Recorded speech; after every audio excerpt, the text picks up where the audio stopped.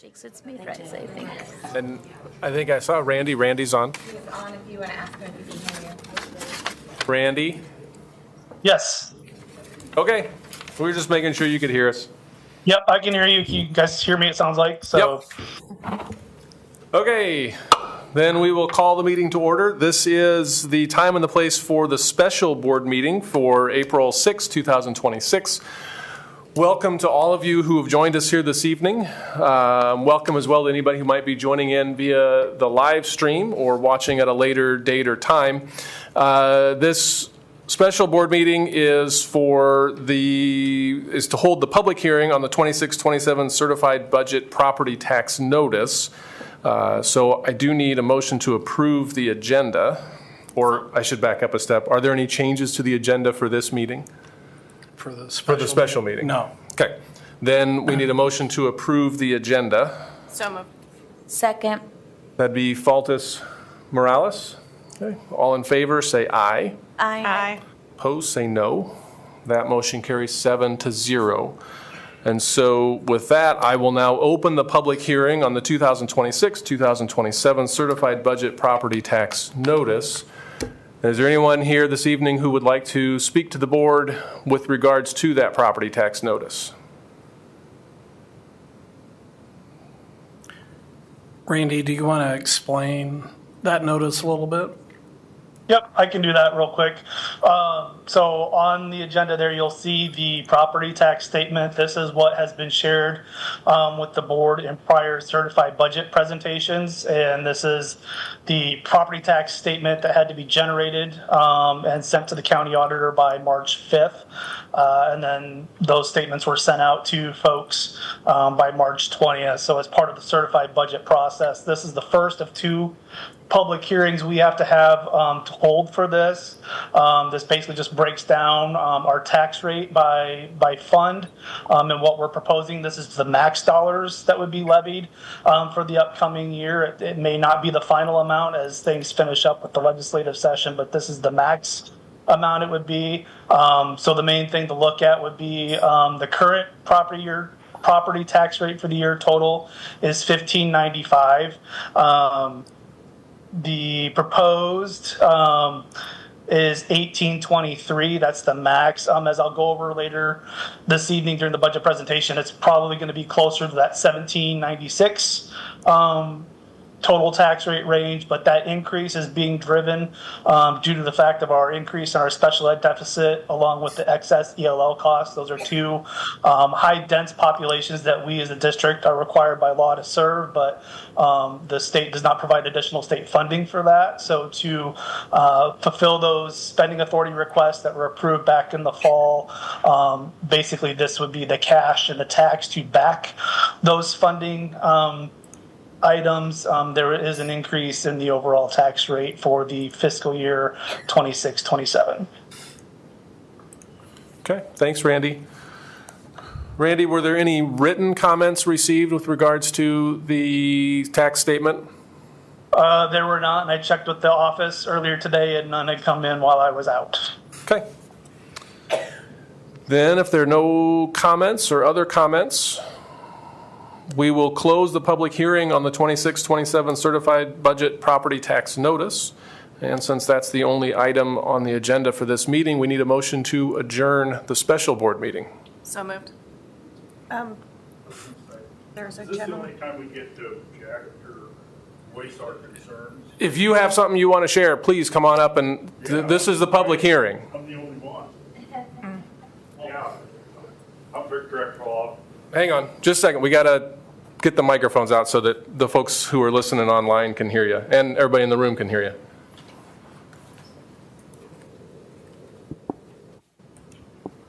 Can I join beside him? That way if we have questions, we can go inside of this. Yeah, we do one at a time. We do one at a time. Here, thank you. Okay, go ahead. Let us know who you are and I'm Victor Eckroth. I live in town, 1705 South 6th Street. Going over this. This is quite a bit. I'm retired.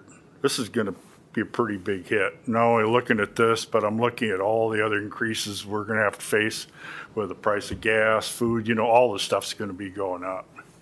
And I don't have any issues with stuff going for the students, but in the past couple of years, I've seen the school system buying up properties, tearing down houses for parking around Franklin Field and whatnot.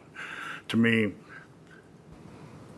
students are more necessary than areas to park cars. I mean, yeah, like I said, I've lived in Marshalltown my whole life. I've been a student here since I was in the 7th grade, you know, and people got by. Just when you drive past Franklin Field, I see one hell of a mega complex. There's colleges that don't have facilities that good. And I just think that you got to take a real good look at this and find other ways to save money.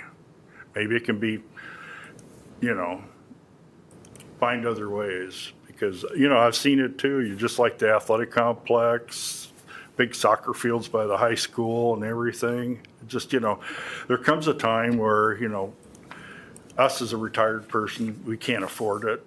And that's what I like to say. Okay, well, thank you.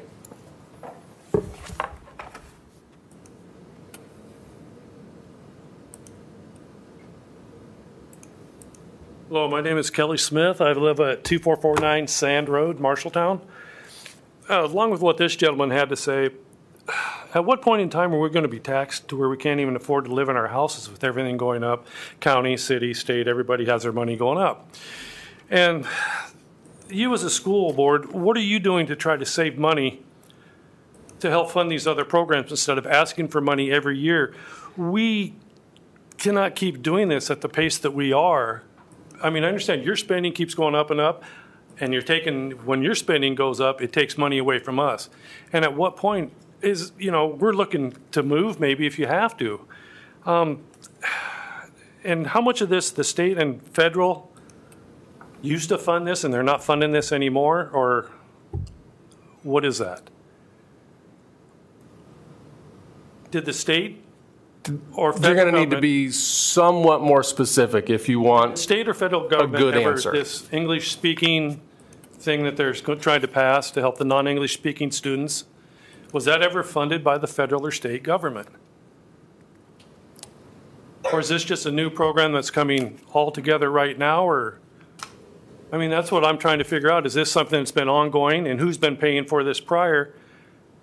Are we going to pay as a school district in Marshalltown going to pay for it now?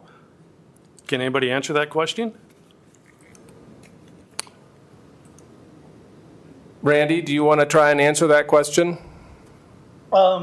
Yeah, so historically that is funded through property tax dollars. However, the last 4 years, the district did receive a large amount of federal funding dollars that basically took the place of that, and now that federal funding is no longer available. So we're back to where we were pre-COVID, to where this is shifted back to the property tax.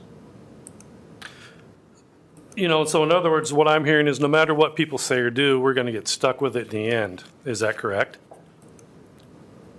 Well, we're legally obligated to provide those services, and special ed has probably been a bigger piece where historically the federal government commits to pay 40% of the total special ed costs.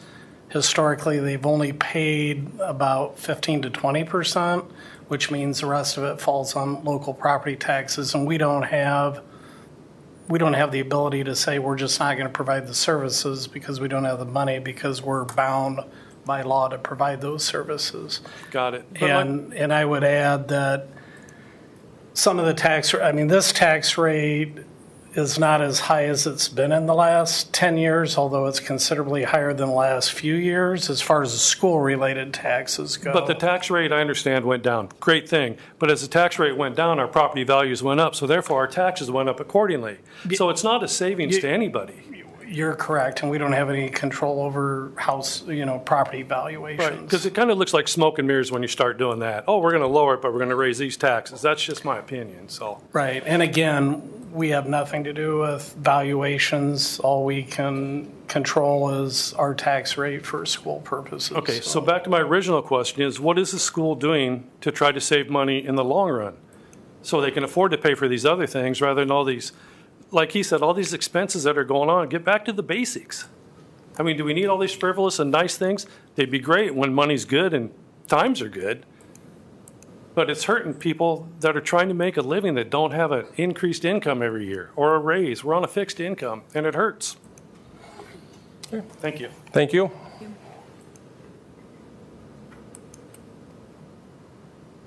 Is there anybody else who would like to address the board with regard to the property tax notice?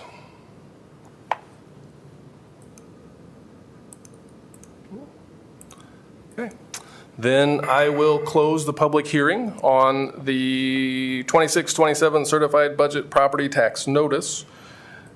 And since that was the only item on the agenda for the special board meeting, I need a motion to adjourn that meeting. So moved. Second. Faltis, Stanley? All in favor, say aye. Aye. Opposed, say no. That motion carries 7-0. And that meeting is adjourned. And with that, we will call to order the regular meeting scheduled for April 6, 2026. I will once again welcome all of you here this evening. Thank you for joining us here in person. Thank you as well for anybody joining or watching via the live stream. Since this is the regular meeting, we'll do introductions of the board members who are here this evening. Starting to my left, we have Leah Stanley, Eric Goslinga, and Sarah Faltis. Board members to my right are Zach Wall, Maria Morales, and Elizabeth Wise. Seated next to me here at the center table is Dr. Theron Schutte, our superintendent of schools. We also have Abby Cook, who is our director of communications and is filling in as secretary for Mr. Randy Denham, who is joining us via the live stream. Let's see, we've got all three of our student school board reps here this evening, Miley Dougal, Audrey Miller-Pfeiffer, and Namade Harmon. So welcome to them as well. Let's see, we've got a pink sign-up sheet there on the speakers table for anybody who wants to speak to or address the board during the public comment time of this meeting. You will be given 5 minutes to speak to the board. Please understand that Iowa law prohibits the discussion of specific employees of the district or their job performance. Also, in accordance with board policy, board members will not respond to comments made during public comment so that we can comply with the open meeting laws. Did I get all the stuff, Abby? I think so. Okay, thanks. With that, I would invite all of you to join me in reading the mission statement of the Marshalltown Community School District. We develop learners who have the knowledge, skills, and positive mindset to successfully pursue a meaningful future through personalized learning experiences. And please stand as you're able and join in the Pledge of Allegiance.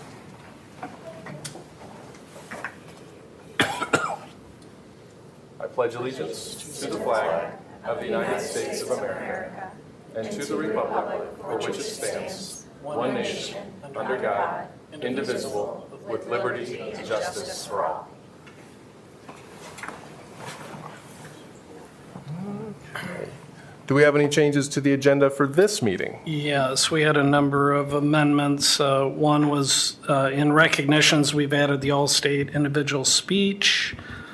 In 6.05, we've added proposal or invoice that we recommend approving from Lennox for some of the HVAC equipment that we were able to get directly through them through procurement. Typically, that equipment has long lead times, so the sooner we can get that approved, the better. Very similar arrangements to what we had with the high school air conditioning project and the Anson air conditioning project as well.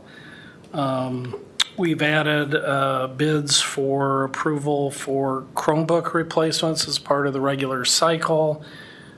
There too, we're trying to get ahead of lead times as well as drastic price increases by having the board take action on that this evening. And then Randy, we had a slight adjustment with middle school contracts, I think. For the Miller, yeah, we got one in late. We added that one on. Okay. Okay, is there a motion to approve the agenda as amended? So moved. Second. We'll go with Wise Faltis. All in favor, say aye. Aye. Opposed, say no. That motion carries 7-0. Abby, you got some recognitions? We'll have some recognitions. Can I have our 5th grade writers up to the table? So 3 of our 5th grade writers were honored at the American Legion for their What the Flag Means to Me essays. These students developed their essays through the XLP Writers Workshop, which integrated research with personal experiences. In March, they had the opportunity to read their winning essays to veterans, and I'll let them introduce themselves, talk about the experience about writing these essays and presenting them. Hi there, I'm Vanessa Engel, the extended learning teacher here at Lenahan. Nice to see everyone again. So these are some of my Writers Workshop students. Each year we do What the American Flag Means to Me through the American Legion. We also have my 6th graders do a very similar essay through the Elks Lodge. These students put a lot of hard work into it, and so we have Naomi Lewis here with the 3rd place winning essay.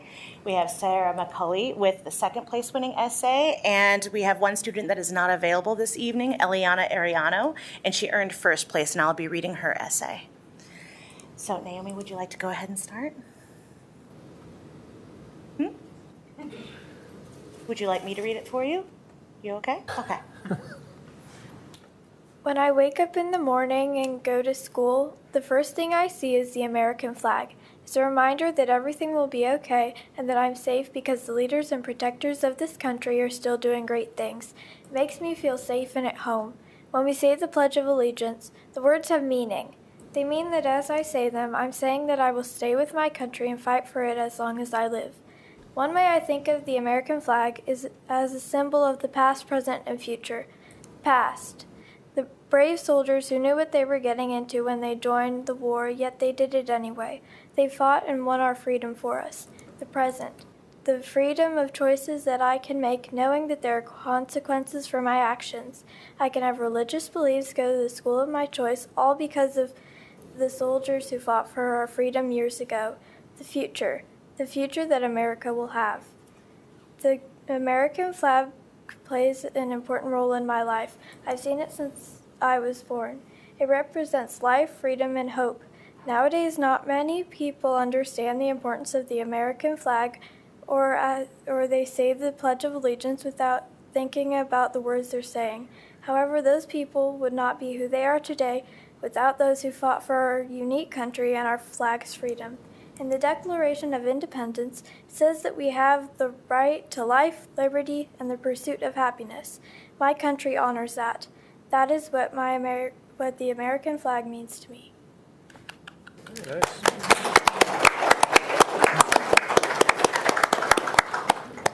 Okay. In 2nd place, we have Sahara McCulley. You have your choice of microphones. America, it's where I live. The flag is our symbol. The flag is red, white, and blue, which have their own distinct meaning. The red is the blood our country has shed in many, many wars. How brave they had to be. The blue stands for the justice they could barely taste through their long, hard war. And the white is a resemblance for the purity and innocence that our country represents. All the colors have their meaning and their purpose to us, each and every person in our country.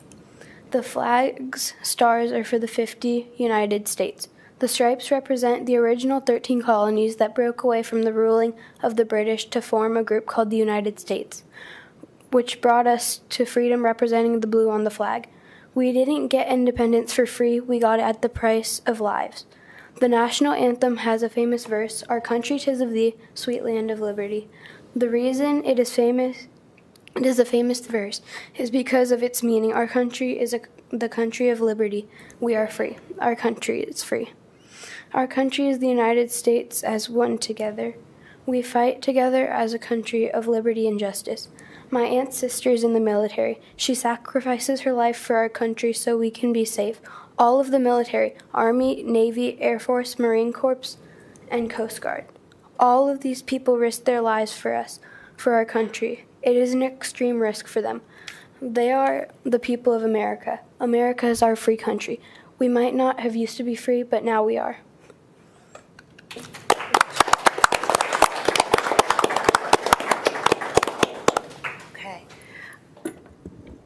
And finally, I'll be reading an essay by Eliana Ariano entitled Work All Day, Red, White, and Blue Shine.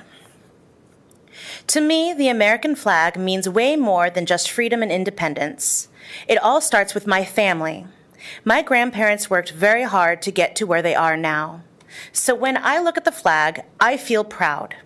When I look at the flag, it reminds me of when my grandparents basically wove into the system and learned to adapt.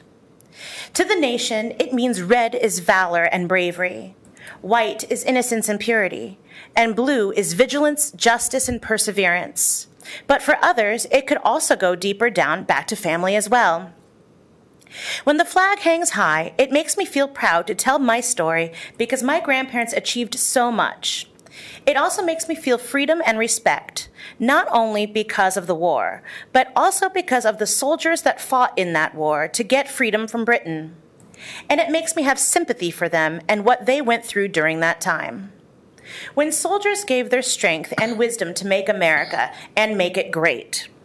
To the nation, we feel respect because the soldiers gave what they could for us. The flag makes it clear that we are America and we are proud of it. What the soldiers went through was rough and crazy, but I took what they made, but look what they made. Although I respect the soldiers and everyone that helped to make America, I respect my family the most. I feel free when I look at the flag because I feel proud to tell my story, and I'm happy. So, for some people, it may go back to the war, but for me, it goes all the way back to my family, and I'm very proud of that.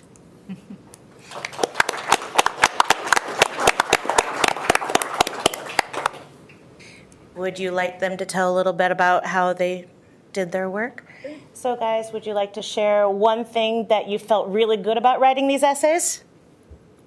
Research, background, the best part.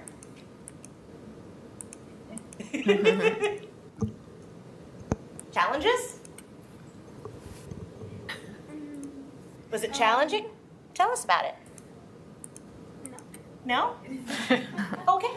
Well, maybe that's it. Is that it?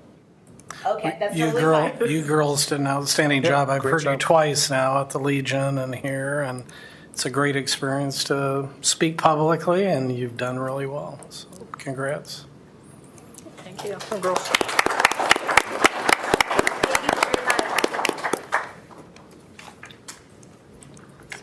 Next up, we have FCCLA. Marshalltown High School Family, Career, and Community Leaders of America, or FCCLA, students went to Cedar Rapids to compete for Students Taking Action Through Recognition, also known as STAR events. Each student competed on different levels and presented their projects. I'll let them introduce themselves. We do have 3 national qualifiers, and they can talk about qualifying for nationals as well, so I'll pass it over to them to introduce themselves and talk more about the events. Good evening, everyone. I'm Sandra Tracy. I'm one of the family consumer science teacher in Marshalltown High School. And Ms. Wall is here too to support us and the students who competed for State Leadership Conference during March 24th and 25. So I'll let them share some information about the conferences. Hi, my name is Ta. Hi, my name is Sherlyn.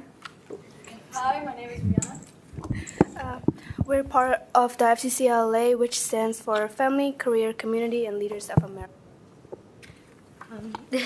While at the FCCLA State Conference, which we attended 2 weeks ago, students participated in leadership breakout sessions, competed in either a STAR event or an Iowa event.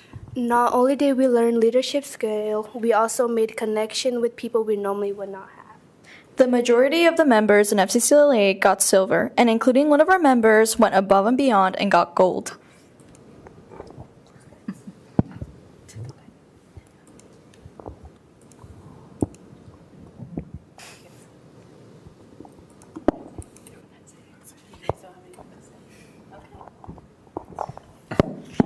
Just kidding.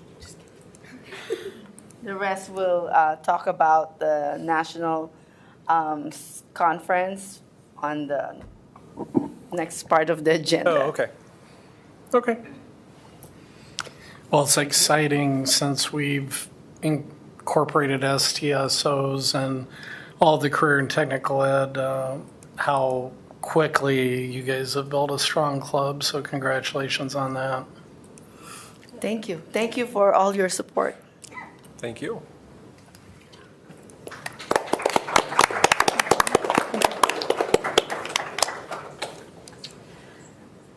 Next up, we have all-state individual speech. 2 Marshalltown High School students were selected to perform at the recent All-State Individual Speech Festival at the University of Northern Iowa. I'll let them introduce themselves and kind of talk about the categories that they performed in. All right. Good evening, everyone. Hopefully you can hear me. Check, check. My name is Lexi Jones. I teach English at Marshalltown High School, and I'm also the individual speech coach. Today with me I have Nolan, who's a senior, and Jalen, who's a... Nolan, senior, Jalen, junior. Almost said freshman. And they represented Marshalltown High School at our all-state speech event. These 2 students were chosen after months and months of hard work and practice as the best of the best in their individual events. Would you both please share what your individual events were and then kind of your speeches that got you to all-state? Nolan, I know yours changed, but what your speeches were about. Well, hello. My name is Jalen Fogarty. I all-stated in after-dinner speaking, which is pretty much a category where you combine an informative speech and a comedic speech all in one.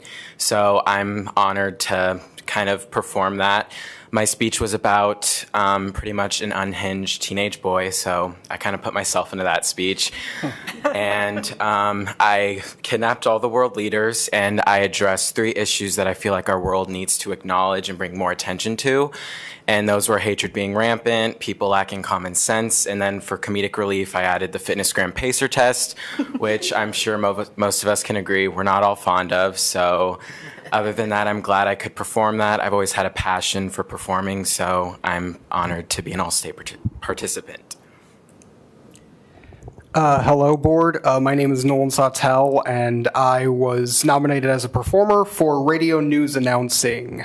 To best describe radio news announcing, you get handed a copy filled with news stories from various categories, such as local, national, international, sports, weather, and, sorry for this stare, I'm kind of ad-libbing it. And basically you have 30 minutes to organize a 4 to 5 minute long script with a required commercial in it somewhere. If you do not have the commercial, you are disqualified.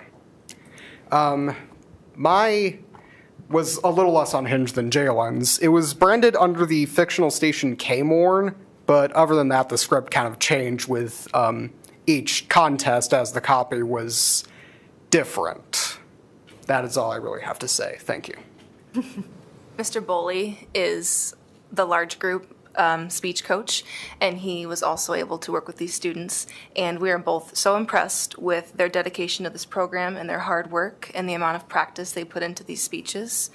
And we are so proud of our Bobcats, and we thank you all for your time and your support.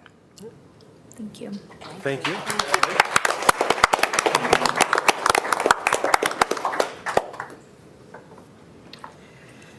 Last on recognitions is a informational item on Paraprofessional Appreciation Day.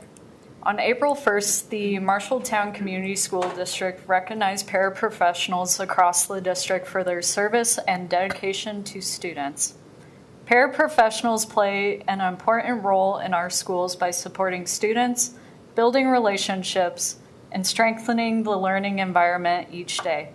Their impact extends beyond the classroom, helping students feel confident, supported, and prepared for success. We thank all 160 plus paraprofessionals across the district for their service.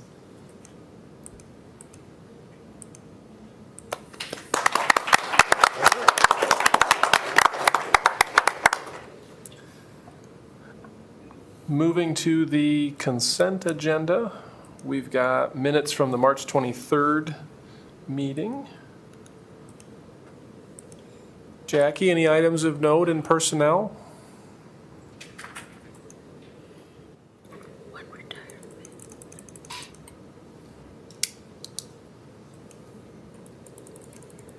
Good evening.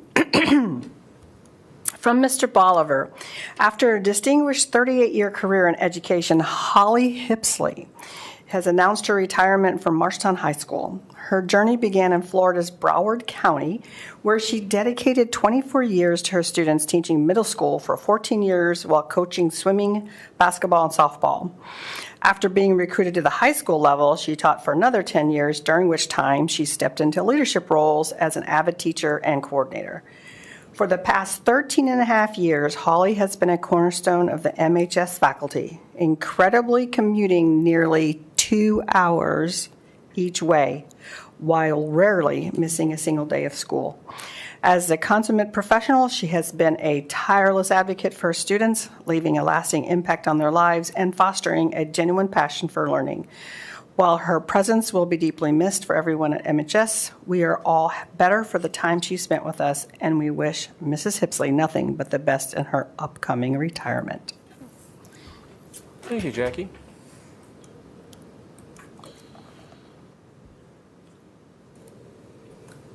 Looking at interagency agreements and contracts, there's a service contract with I Tried Scuba between STC Dive Center and the school district for scuba sessions.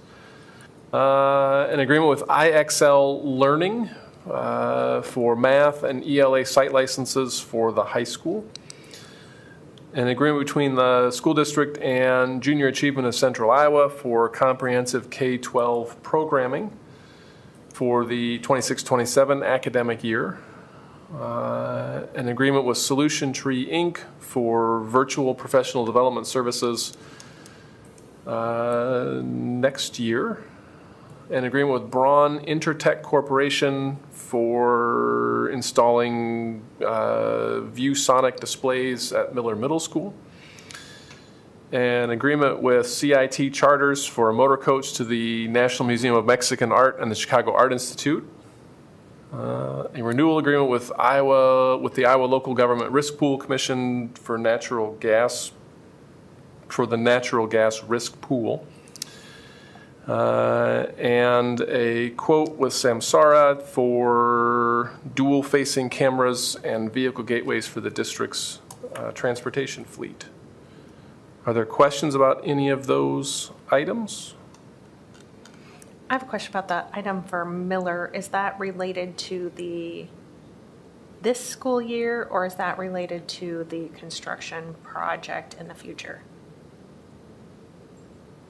Amy, are you familiar with that? Those ViewSonics, was that an owner purchased as part of the Miller project? It's related to the project, Dr. Schutte. Okay. Related to the project, but it isn't mine. It would have been part of the bid. Okay, that was my question. Thank you. But they're not being installed currently. No. Right. Okay, Yes. perfect. Thank you.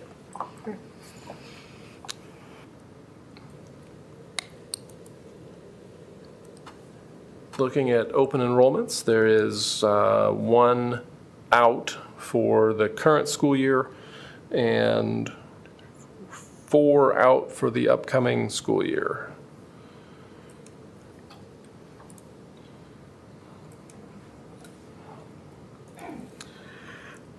Randy, anything to note in bills?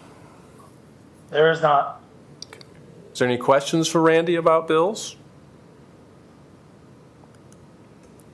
We've got a number of gifts or bequests or grants from folks for the high school hygiene closet from McFarland Clinic in the amount of $195, from the Community Foundation of Marshall County in the amount of $1,000, from Students Empowering and Leading in the amount of $800, and 2 anonymous donations totaling $3,200.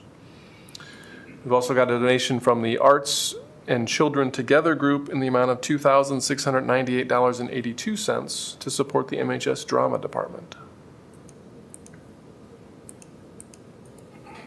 Do we have a motion to approve the consent agenda? So moved. Second. I should probably abstain. Because McFarland? Okay. So that's Morales, Wise. All in favor, say aye. Aye. Opposed, say no. And one abstention. So the motion passes 6-0 with Sarah abstaining. Okay. Nobody's on the pink sheet, so Ms. Tracy, you're back up.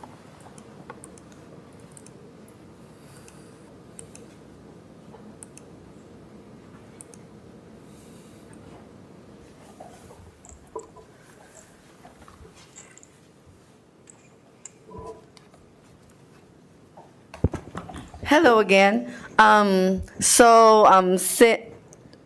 a result of our Iowa FCCLA State Leadership Conference, 3 of our students qualified to go to nationals. So 2 of them earned silver and 1 earned gold. And Yi is going to compete for Knowledge Challenge. So we are seeking for approval to go to Washington, D.C. in July, from July 6 to July 10. But I'll let the student talk. Thank you.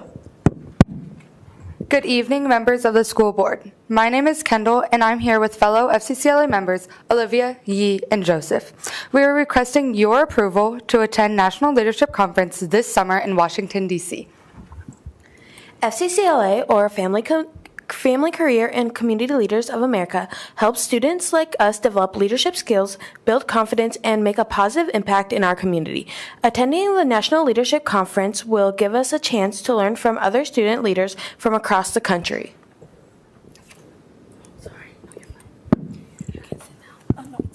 We will participate in workshops, leadership sessions, and networking events that we can bring back to share with our school and FCCLA chapter. We also hope to compete in FCCLA events and showcase the projects we've been working on this year. Attending the conference will help us grow as leaders and bring recognition to our school.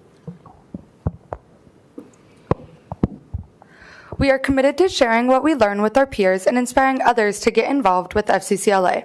Thank you for considering our request and for supporting student leadership opportunities. Questions?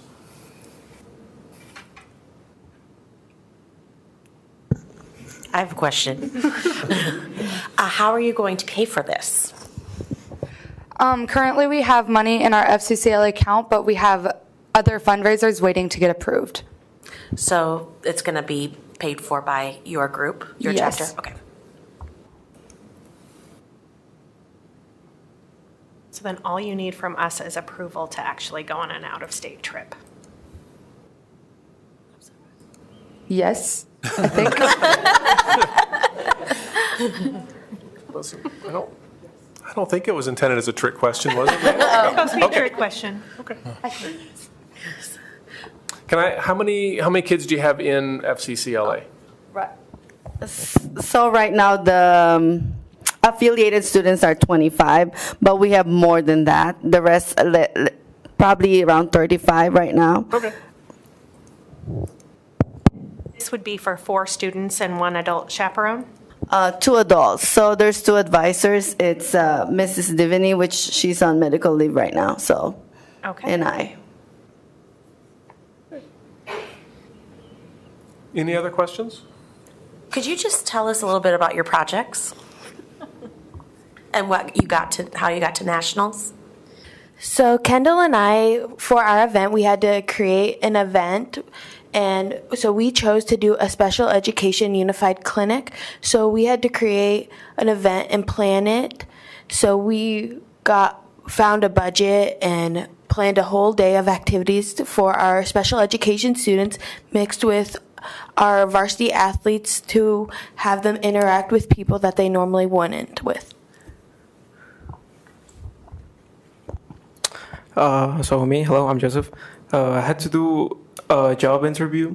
So fill out the whole job interview for film editing, and I had to do my research, fill out my portfolio, pretty much just summarizing what it'd be like to have like an actual job interview. And yeah, improving my skills and maybe have some experience working as an intern there. And yeah. Interviewed Mr. Sebastian. Oh? You interviewed Mr. Sebastian. Oh yeah, I also had to like interview people who were in that career related. Sebastian Ramirez, I think he works in the auditorium.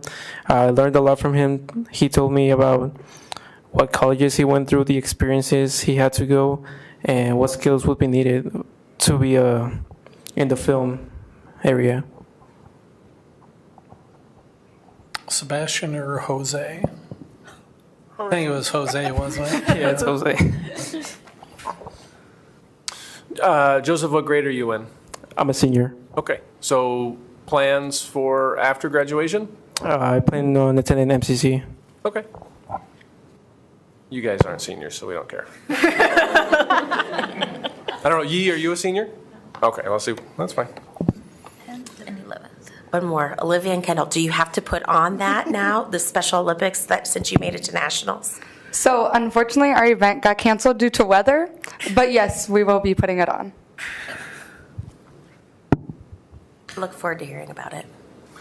We'll be excited to hear back from you, hopefully in the fall, about what this experience was like for you. If there's nothing else, is there a motion to approve the out-of-state trip request for the FCCLA National Leadership Conference as presented? So moved. Second. It would be Stanley Morales. All in favor, say aye. Aye. Opposed, say no. Motion carries 7-0. Thank you so much. Thank you. Guys. You're welcome. Thank you. Good job.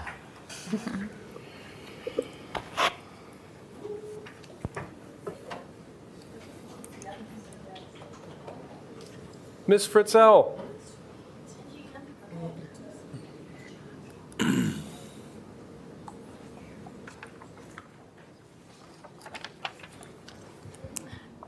We're here for another out-of-state travel request.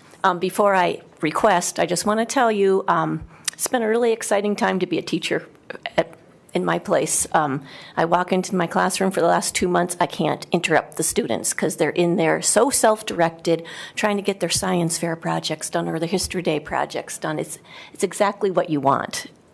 Kids who are just want to learn and are doing it for the love of learning. And Gina is one of those people. So at the end of March, we took school district-wise 6th through 12th graders, 43 students to the state science fair. There was junior science fair and senior science fair. And there was a range of abilities and qualities, but they were all there. They'd been working on developing an experiment and trying to prove something from their experiments. At the science fair, there was over 800 students, so it was a big deal at Hilton Coliseum. And Gina's here because every year they pick the top 3 ninth graders who present to be observers at the Regeneron International Science Fair. And Gina was one of those 3 who was picked. And this is a really big deal because when she goes, if she goes, to Phoenix, which will be May 9th through 15th, she'll be surrounded by students from 40 countries. She won't have to present her project formally. She will to the other observers, but she will get to shadow the Iowa competitors and learn from them. She'll also get to experience Phoenix, of course. She will then come home, hopefully inspired. James Marquess did this last year, and he's been great at inspiring and helping our younger students get into science fair. So I'm going to let Gina talk a little bit about her project. Ready? Hi, everyone. I'm Gina Bannikin. I'm a freshman at MHS, and this year I decided to do a science fair honestly out of curiosity to see what it would be like and see if it's something that I want to keep doing in the future. And I did my project testing out heat protectant on different hair types, as hair is like something I'm very passionate about. And honestly, going into science fair, since it's my first year, I wasn't expecting to get anything really. And I think just being able to go to the fair, being able to interact with others, look at others' projects, it really inspired me to want to keep looking further into science, looking more into doing more projects. And when I got the ticket and I got second place in chemistry, I was really surprised and shocked because, like I said, it was my first year, and my project compared to others was I was really just in shock and surprised at the fact that I was able to get myself to that point. But it definitely got me to think more about science, doing more in science, and it inspired me to keep exploring. And I hope that through going to this fair, going to the national, going to Arizona, I'll be able to connect with others internationally, and it'll be able to inspire me to do more future projects, and I'll be able to grow in my learning in general. Gina's very humble, but she's got that mind, that attention to detail mind that a good scientist would have. I watched her work, and she's got the skills, she's got the basics, so I think she's going to go places. We'll see. Yep. So if you approve, we would be traveling with the Iowa contingent. The director of Iowa Science Fair organizes all this. It's kind of out of our control. She buys the plane tickets, books the hotels, and we all go as a group, which is great. It would be from May 9th through 15th. It is a long time. We would attend all the opening ceremonies, award ceremonies, observe the judging, have one day where we get to tour Phoenix. Gina will also be asked to kind of be a guide to younger kids around the fair, so she'll become an expert at viewing other students' exhibits. This is not funded, but Shauna and Randy have assured us that they approve, and there's money in our budget. XLP budget, yes. Okay. Any questions? So it would be the school that would be paying for it through the XLP, and there would not be any fundraising or anything? No. Okay.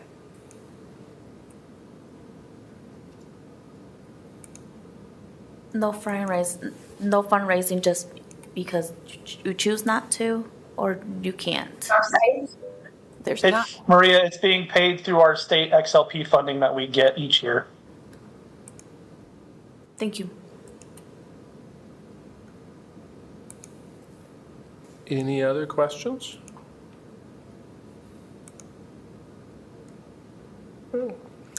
Then is there a motion to approve the out-of-state travel request from May 9 through the 15th? Is that right, Ms. Fritzel? Yes. As presented. So moved. Second. Wall Faltus? All in favor, say aye. Aye. Aye. Opposed, say no. No. No. Motion carries 5-2. Thank you. Yep. Congratulations. Thanks.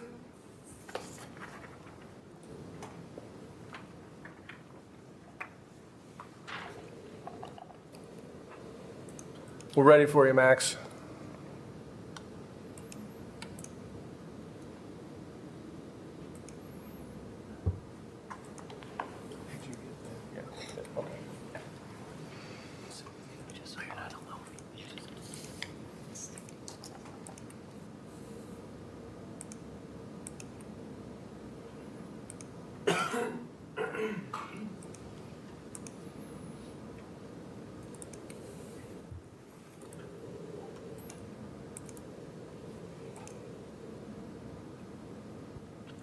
Hello, I'm Maximilian Scheier, and today I will talk about the importance of exchange programs.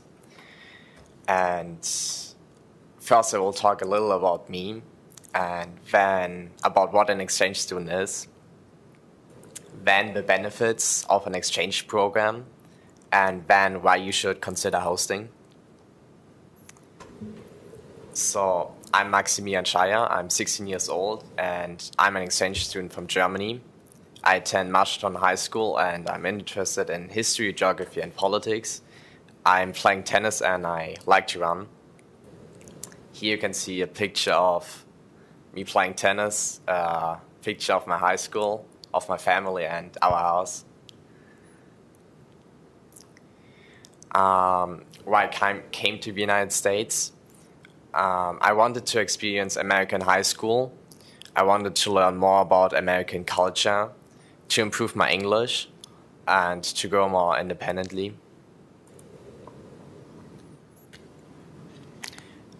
This year has definitely given me so far new friendships, especially throughout sports, a better cultural understanding of America, more independence and confidence, and a second home here in Marshalltown.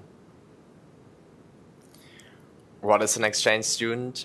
An exchange student is a student from another country. He lives with a host family, attends local high school, and he or she shares culture and learns culture.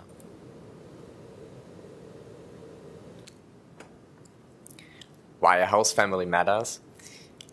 They shape the student's entire experience. They create lifelong bonds, and they represent American culture. And I think creating lifelong bonds is a really important one, because my uncle was here 30 years ago and attended local high school, Marshalltown, and now I'm here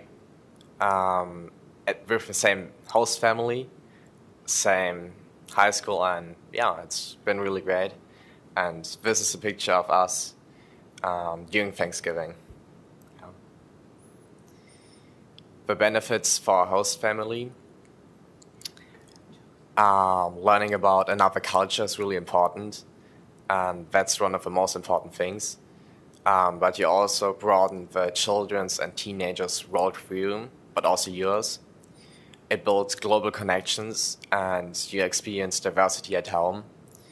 And building global connections is also really interesting, because you can build a global network of people you know, and if you are in a country, you can meet up with a person that you already know. So that's really cool. And that's us being at a high school college football game. Yeah. What are the benefits for Marshalltown High School? First of all, the cultural diversity of the people that could be brought here, but also the global perspective in classrooms and the understanding for universal topics around the world. The language exchange, and the school pride and reputation.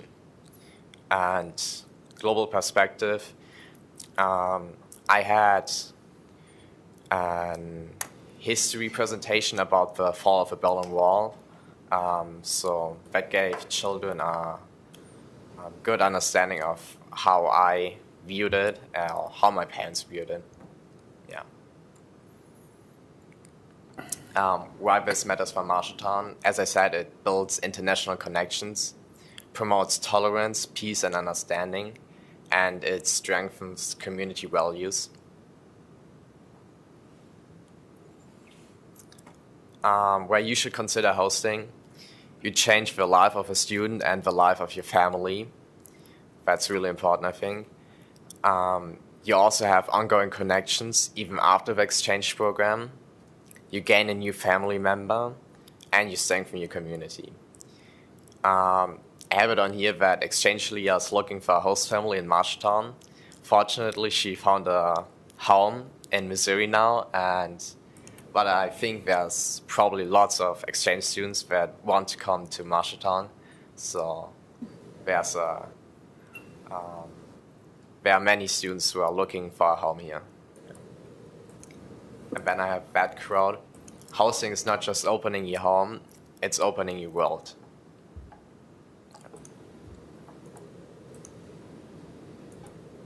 Do you want to introduce your host family? Sure. So, this is Carrie Bell and this is Paul Bell. These are my host parents, and yeah, they hosted my uncle 30 years ago, and they came visiting me and my family in Germany, and now I'm here. Does anybody have questions? Can you tell us again, if you wanted to host a family, who do you reach out to? First of all, you could reach out to the high school, I would say. That's probably one of the most important steps. And then you could search up on the internet to specific hosting organizations like NBSE, which is an organization where I'm part of, or other international organizations. Okay. What, this might be an answer for the principal. Do we do exchange at the high school where, like exchange program, they go over there, we come over here at all? No. Okay. I don't know that we used to do that, though. I don't know the history of that. I don't believe we have. Okay. And Max is right. Reaching out to the high school is a great first step, because then what I will get is I will get inquiries like, hey, we have a student very much interested in coming and staying in Marshalltown. It's just hard to find people to do that. So passed your message along to our high school staff today, and about 115 people. So we're hoping that'll drum up some interest. So that's where we run out, just people opening up their homes. I think we've had as many as 4 or 5 international students a year at different times. We've typically been the recipient. I know that Rotary has a program of exchange that students can apply to get accepted and go overseas for a year. I don't know that Marshtown's been, at least lately, very active in that. I know in other communities that I've been in, Boone, Bettendorf, that there's been almost 50-50 type of exchange. So was that a clay court you were on, that picture? Yes. You prefer clay or hard courts? It has benefits, but also disadvantages. I think overall, probably clay. Yeah. How is the boys' team shaping up this year? Here in Marshalltown? It's been pretty good. I've had one tennis match so far, and we've been doing okay. So, yeah, it's really good. I look forward to seeing you out there. Max, not to put you on the spot, do you like wrestling or tennis better? Well, wrestling was my first year, and it was fun to have you on the team. The kids had a great time with you. it was really good. Yeah. Yeah. I was going to say you could throw cross country in there too. Oh, cross country too. Yeah. All kinds of great experiences. Thank you, Max. Yep. Thank you. Thanks, Max. Paul, thank you, Carrie.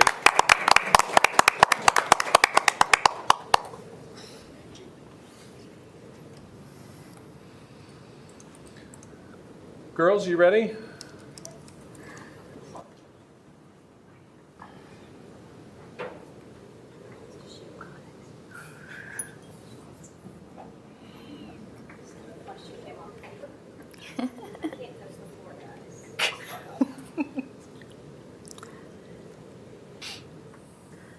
My little one would say the floor is lava.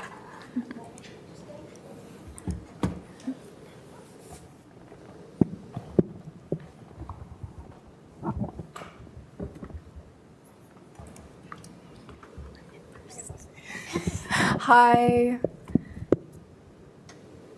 Okay, I guess we're ready to start now. Okay, On Friday, April 10th, students interested in a career in the theatrical and musical arts have the opportunity to travel to ECC for the music and theater visit. Students will tour the building, learn about the admissions process, and explore different opportunities to continue their involvement in music and theater. During the visit, there will also be a $1,000 scholarship drawing. That sounds very fun. On Friday, April 17th, students who are interested in a career in auto mechanics have the opportunity to travel to MCC's Grinnell campus to tour their automotive repair center, and students will learn about the admissions process there as well. For those interested in the future in aviation, there will be a meeting on April 8th in ENR in the conference room from 8:25 to 9 o'clock, and the deadline for signing up is April 6th, or today. Those who attend will be meeting a local pilot and learn about how to get started in the amazing career of aviation. Also, there is ACT Prep with UNI for juniors and seniors. These ACT Prep tutoring sessions will be offered free of charge to students who are preparing to take the ACT exam. All tutoring sessions will be virtual through Google Meet or Zoom. I am doing these because having a high ACT score, SAT score is really important to get into certain schools. And me personally, I want to go to an Ivy League, so having a high score is important, and I started signing up for that, and I went to my first tutoring session. It was nice, and I feel like I learned a lot. Most of it is like review of what you already know, so it's not as hard, and I will continue doing this, and hopefully my score will reflect the tutoring sessions. Okay. So lastly, we have our Bobcat Athletics. So tonight, girls soccer, I'm pretty sure it's their opening game, so this is pretty exciting for their season. But they have a game tonight at Des Moines Roosevelt against the Rough Riders, so we'll see how that goes, and hopefully I can bring back more information about that next meeting. Girls track, I'm pretty sure has a meet tonight in Boone. I looked it up on Varsity Bound, but I saw Kendall and Olivia, so I was like, I don't know. It got canceled. Got canceled. Okay, it got canceled. Okay. So sadly, we are not going to have that. Do you know if it's going to be moved? Okay. Boys soccer had a game over the weekend. It'll be on Saturday against Des Moines Christian, and we won 3-0. So go soccer boys. We're so proud of you. Track and field for boys. They were supposed to have a meet at DCG, but it got rained out, so that's really sad. I don't think it's going to get rescheduled, but we have another meet. I think it was for tonight as well. That got Canceled. moved to the 9th. Okay. Oh, Yeah, I was going to say it got postponed and it got moved to, what is that? Yeah, Friday? Is that Thursday or Friday? It got moved to Thursday, but Thursday is the home Bobcat meet, so they are not going to the meet that got, for tonight, that got moved to Thursday. Holy moly. So Thursday's the home meet for the track. Okay.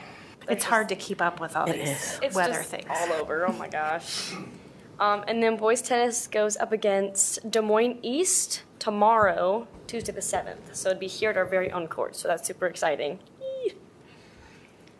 That's it. That is all. Thank you guys. Thank you. Girls, just a reminder that you can submit your hours for student school board rep for the Civil Court Award, which would look really good on a resume for colleges. Audrey sent me a bunch, I think, recently. Please double check, make sure I approved them all, because I was home on medical leave, and then there's an outside possibility I could have missed one or two. Thank you guys. Thank you.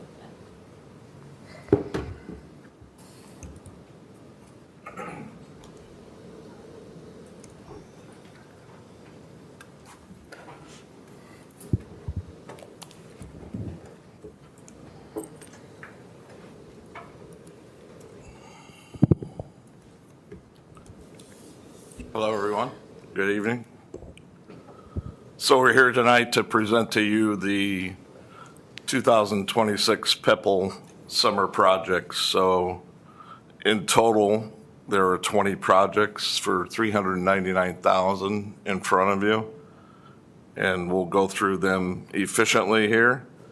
If you have any questions along the way or at the end, we'd be happy to field those questions and answer. So starting with Anson, the first project there is to replace the gym floor with a Armstrong Natural Creations LVP, which is a luxury vinyl plank, and eliminate the 9x9 VCT tile. We'll have to abate the existing tile for a total of $39,064. A couple side notes, that is 1966 original floor tile. There are numerous areas on this floor that the tiles are coming up and we're having to restrict access to those areas. So we're looking forward to getting that project done. The second project there at Anson is to replace 4 sets, 2 boys and 2 girls, bathroom partitions on the northwest and east side for $13,916. They are deficient. There's missing panels, there's missing doors. So looking forward to get that done. The next project is at the auditorium. This is for safety hand railing in the upper catwalk structure east to west for $20,700. There's a potential that 50% of this could be funded by the Auditorium Foundation, which Jose will be presenting to the foundation at the end of this month. The first project there at Fisher is to asphalt and overlay, 2-inch overlay, the southeast playground area. So, and then we will mill the defective areas. So mill the defective areas in overall 2-inch overlay that entire southeast playground for $13,892. Fisher second project is a flooring replacement in 3 rooms. 101, which is the main office, 211, which is the preschool office, and 213, which is the preschool classroom. And we will be replacing 2x2 squared carpet tile with 2x2 squared carpet tile. At Franklin, the first project's a carryover project from last year, is to replace the media center carpet for $15,525 with that same 2x2 square carpet tile. The next project at Franklin is a pretty big project. It is a 2-phase project, phase 1 being this year, phase 2 next year, with plans to eliminate the 2003 boiler that currently operates only 6 classrooms in that building. So what's the advantages to eliminating the boiler? Regulatory burden, annual inspection, improved HVAC efficiency, not only from a cost perspective, but from a reactionary perspective, meaning it currently takes too long to get to its set point in the actual. And then the 3 thing is obviously eliminating the safety hazard relating to having a boiler in a building. So the cost is $64,000. And then in phase 2, we would eliminate, or we would replace and go to a traditional furnace and AC unit in rooms 205, 206, and 207. Phase 1 is replacing the kindergarten room, the preschool room, and the gym rooftop unit. Moving on, first project at Hoagland is to make some intermediate playground concrete improvements. So in total, that's 560 square feet of new concrete and 100 feet of concrete milling to repair uneven surfaces and overall improvement of slip, trip, and fall hazards. Second project there is another good project. It's to convert 11 rooms on the north wing to LED lighting. So basically, if you look at the payback tied to and the rebate associated with going to LED lighting, For every light you replace, the initial cost is returned to you with a $66 advantage in your initial cost up front, and then you'll return $11 every year after that in energy savings. So converting these 11 rooms would be $29,587, and it would be a total of 206 fixtures at Hoagland. Linehan first project there is another LED lighting project in the band room. So this would be replacing the actual fixtures with a architectural fixture that shines up and down. We have a test fixture in that room currently. Both band teachers like what they see there. And we're looking to spend $9,200 to replace the 32 fixtures in the band room.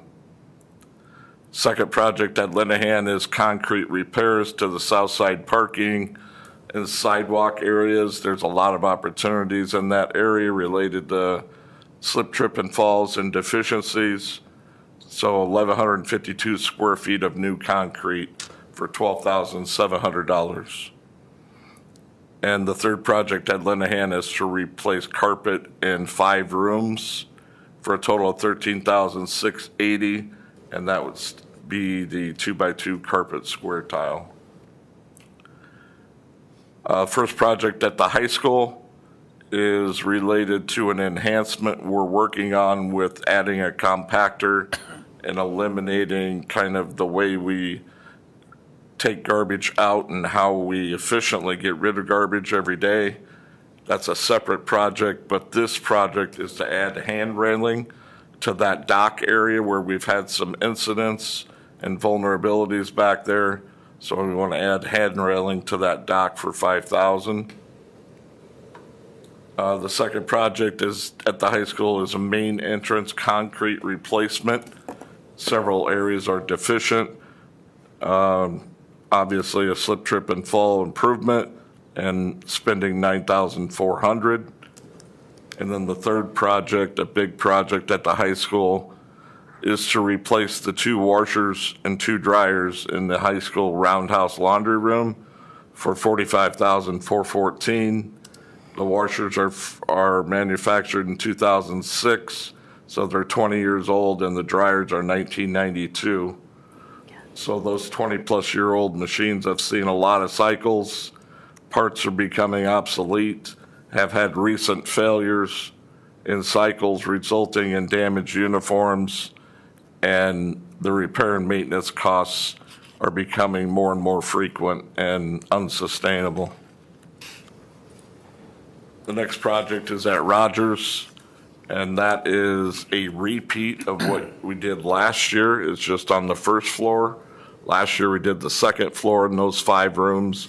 This year it's these 5 rooms on the first floor, replacing that vinyl composition tile, VCT, and having Iowa Environmental come in and abate the asbestos floor that's in there and replace it with LVP. The second project at Rogers is to add a sheetrock wall about 35 feet in length at the west end of the media center, creating an additional classroom space. And it's about 30 foot long, running north to south, and will basically create a new classroom with this sheetrock wall. And finally, at Woodbury, we have 3 projects. The first one is to replace the carpet in room 105 for $5,869. Again, it's 2x2 square carpet tile. The second project is wall repairs in 4 rooms that are deficient, including bowing, peeling paint, cracking, old plaster, whiteboards coming off the wall. So getting those repaired and new whiteboards up would be our mission there. And then finally, there's a big project at Woodbury, one of the bigger ones for the summer. This opportunity was actually uncovered and discovered by engineers during our facility assessment. So during the assessment, they found that our main distribution panel, which sits outside on the west end of Woodbury, was taking on groundwater in the 3-inch conduit, and we need to basically intercept the existing underground PVC conduit, bring it above ground on the northwest exterior side of the building to remove that vulnerability and get it above ground instead of underground. There's evidence of that throughout the MDP that sooner or later will fail. So we are working on getting a second quote. Currently, the one number you see there for $66,000 is the first quote from NAI. We'll get a second from Van Manen shortly. So in total, $399,539. If you have any questions, I'd be happy to answer them. Mr. Carl, it looks like the number that we historically spent every year is down. Can you elaborate what's going on? Yes, sir. So originally, we met with all the principals, and our original list had 46 projects on it for close to $600,000. We then met with Dr. Schutte and Randy, and we know that we need to be better from an efficiency standpoint and cost perspective this year. So with that collaboration, we reduced it to these 20 for $399. Other question I have is, I was looking at the Franklin Elementary School, and I think you used the word, we want to transition from a boiler system to like an HVAC system. I'm assuming we had professionals come in and talk about the pros and cons of each for efficiency. We did.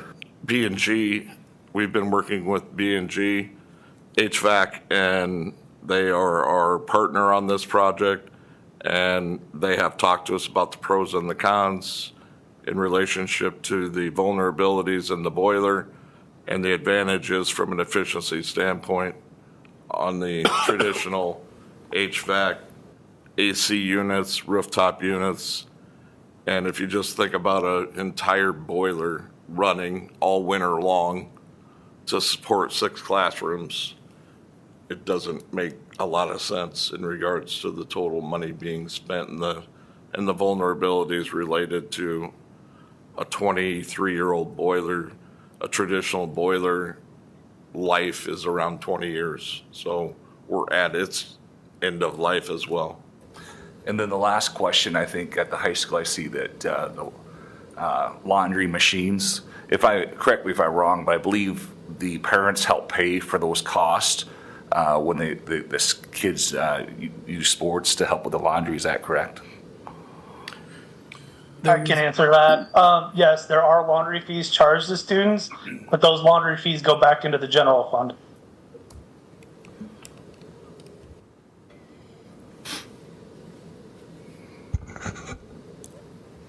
Other questions?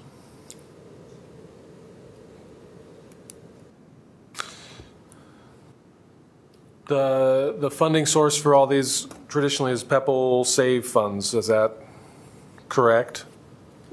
That is correct. Okay.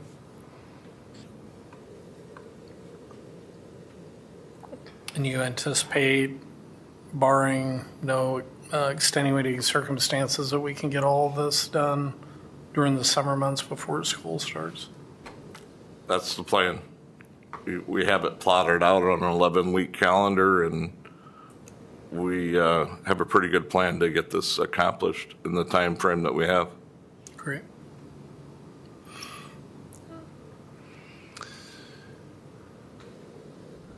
Any other questions? If not, is there a motion to approve the summer projects list as presented? So moved. Second. Wall Faltus? All in favor, say aye. Aye. Opposed, say no. Motion carries 7-0. Thank you. Thank you.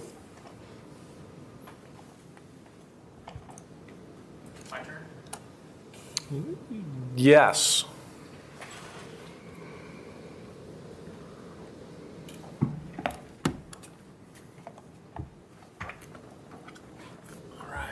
Hello, everyone. Amy, could you bring up the bond summary, that first one right there? Yep. So Sean, you'd asked us to bring back good news. And? We had good news. So this is actually going to complete all of the bidding packages for Miller Middle School and then ultimately all of the Boyd Jones bid packages for the bond. So what you're seeing up here, that top portion, is everything that we had through Franklin Field, the different amendments for Miller Middle School. And so after we bid everything out, after all the costs were tallied, we had $1.7 million that we were under the 106, which that 1.65% is a really tight margin for what we would typically see. I mean, normally it's probably closer to 5% either way. So this was a big effort from both the design team, our team, and then obviously you guys being involved making decisions to drive this to such an accurate number. But what that ultimately allowed us to do is then have a good conversation with Dr. Schutte and Randy to discuss all of the alternates that you'll see below. So if you remember the last time that we all sat down, we had a grouping of alternates that were really centered around the auditorium that we left and said, hey, we need to wait and we need to get these other numbers back in to determine what we want to do with the rest of these alternates. And what you'll see up here right now is that all but 2 of these alternates are being recommended for award tonight. There are 2 that are not being recommended for award because right now we would be, with that, we are less than $800 away from the $106 million bond amount by approving all of these. What these numbers do not take into consideration is there's a fairly sizable savings that is likely coming back from a change within the glazing scope in this to the tune of $500,000. Give or take, yep. Yep. So the intent would be that once that is realized within the construction project, that savings would come back to the district and we'd turn around and then the other 2 alternates would likely be approved at that point. So that being said, the entire scope that was originally presented is in this project now at this point. This is a high-level summary. Amy, if you can go to the next document that we had on the Amendment 5, please. So this is probably what you guys are more used to seeing, which is the typical one that has the signature page on it. We can kind of scroll all the way down to the last 3 pages. Same sort of stuff that we're going to have in there, all of the drawings, the specifications listed. And then once we get down to these last 3, that one right there would be the first one to start with. So this is going to be our overall summary that the subgrade waterproofing is one that we are seeking approval for tonight for CK Fairco in the amount of $162,345. And then the theater equipment from Gopher Stage Lighting, $563,950. There were some additional costs that are, we also got the commissioning bid out, and so there was an allowance approved at the previous amendment. So the $63,996 that you see down at the bottom of the page there, as well as the special inspections and materials testing right above that, were both allowances that were approved at Amendment 4. Those are now real numbers in addition to that came in with those costs. So those are also now completed and now will be able to be utilized in the construction. And if you keep scrolling down through there, Amy, then we get through to, again, the alternates that are being recommended. And then the last page is going to show what that total for Amendment 5 would be if approved. So that's the $2.5 million number. And then what is listed below that is a contract amendment history and then also the Boyd Jones portion of those amendments 1 through 5 to get you totals for all of those. There's a lot of information here. By all means, ask as many questions as you guys need to, but ultimately this was a great bid day at the end of this and good conversations to be able to get all of this scope included for the $106 million.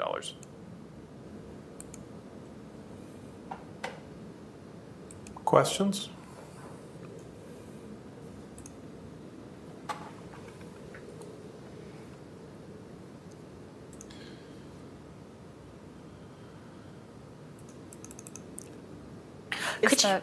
What's a drip irrigation system? So it's literally what it sounds like. So it literally is a line that has heads on it that drip water. Okay. And so that's going to be around the areas where we have overhangs that would not typically get as much rain as would be necessary. Okay, gotcha. So that's why that is being installed there. Okay.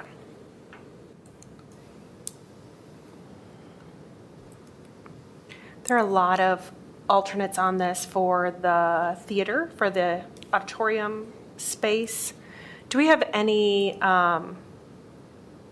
community support or fundraising that they are doing from an auditorium standpoint, since one of the main reasons that we included the auditorium in this was more community versus that this is something that a middle school would typically have?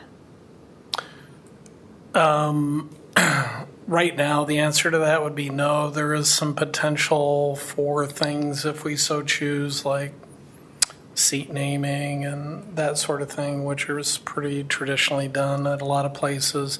Part of the challenge is there's a major fundraising effort right now for the high school auditorium.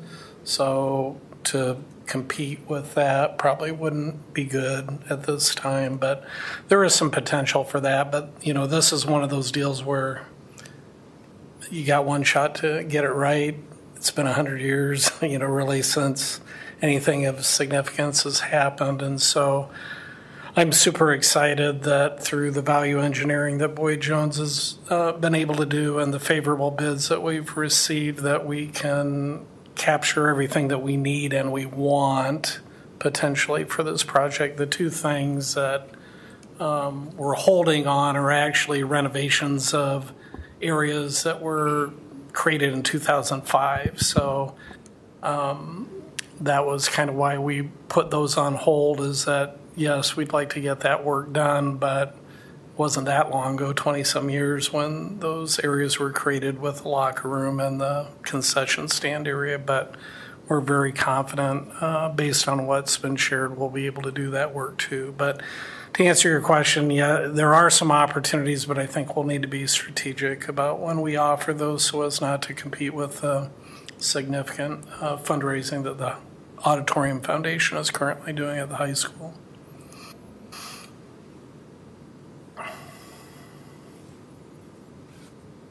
And I believe there will be some funds that will be coming to us as well from the community theater, since we've at least informally agreed to partner with them and allow them usage of this facility when we're not using it as a school as well.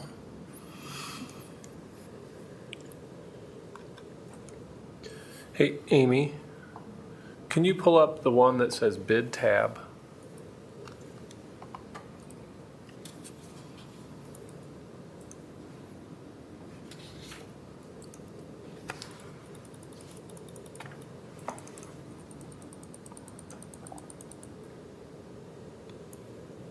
What am I missing there? Why does? I'm guessing 11.4 is where you're looking. Yeah.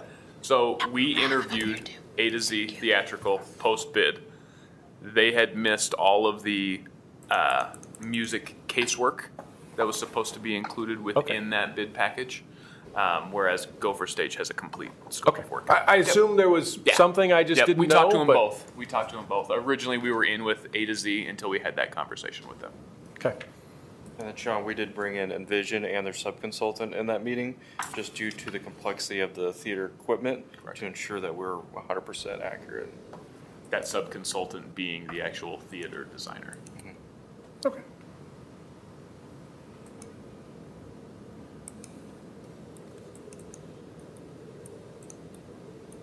What other questions?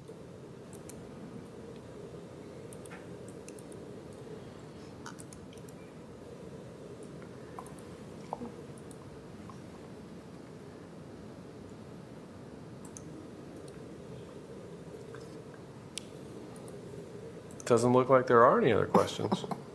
Okay. If there are no other questions, then is there a motion to approve the resolution and contract amendment number 5, awarding contracts for subgrade waterproofing and theater equipment bid packages as presented? So moved. Second. It's Wise Faltus. All in favor, say aye. Aye. Opposed, say no. No. Motion carries 6-1.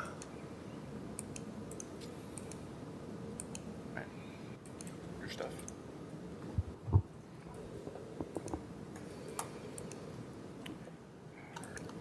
believe we can go to the next section. Amy? Thank you. Tonight, we've got 4 contracts that we've received back from the contractors. At this time, we are asking the district to countersign those as they have been returned to you. That'd be for the waterproofing, as we just agreed upon approving right before this. Iowa demolition, also Scold that will be doing the polished concrete, and then CR Glass for the interior glazing, or excuse me, exterior glazing and metal wall panels.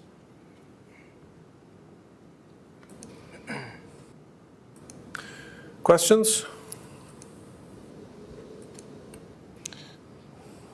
This is approving the contracts for the bids that have already been accepted, correct? Yes. Yeah. And these align with the Aller and Cooney's contracts that we've been using in the past.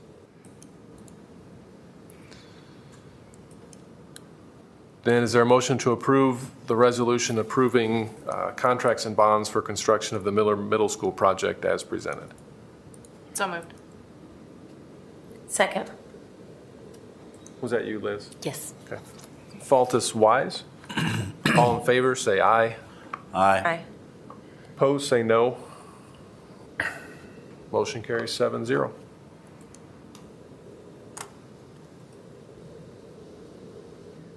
Is this you, Dr. Schutte?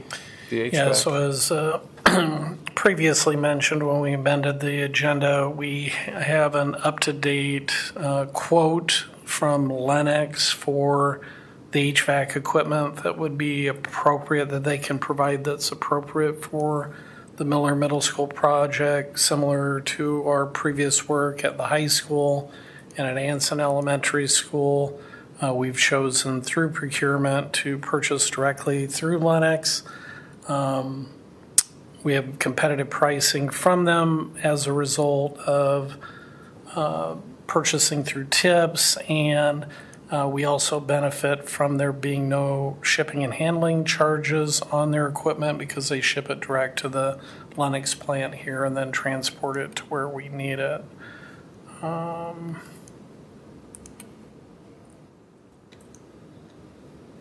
The total amount,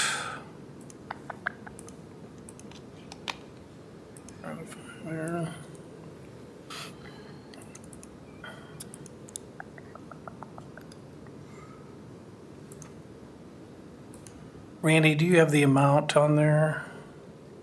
Oh, here it is. 182,866. Yep. Yep. So I would recommend approval. This HVAC equipment usually has significant lead times, and a lot of it is custom made. So the sooner we can approve this, the best guarantee that we'll get it when we need it for the project. Questions? And this will update all of the HVAC systems for the Miller School? This is a part of it.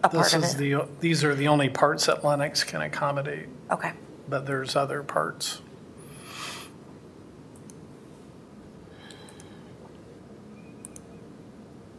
Other questions?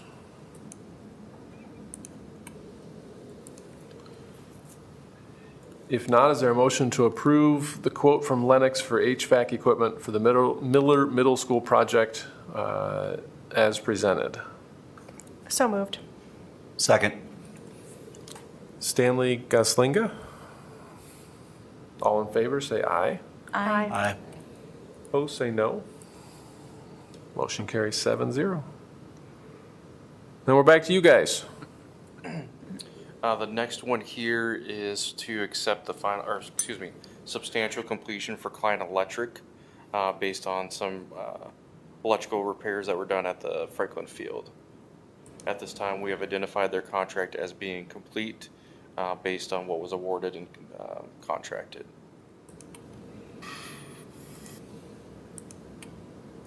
Are there questions? So they don't have any further work to do at Franklin? No. Nope, not this contractor. Okay. And then we've received their closeout documents as well. Okay.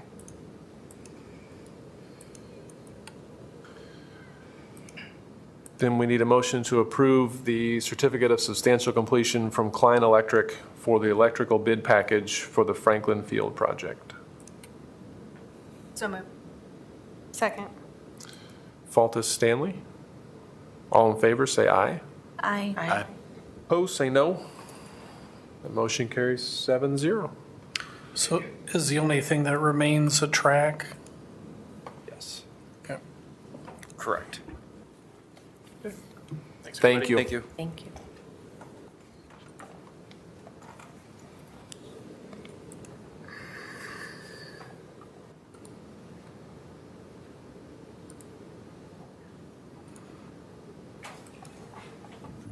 Hello. As you might remember, last time I asked to go out for a proposal, to request proposals for bids, specifically for Chromebooks.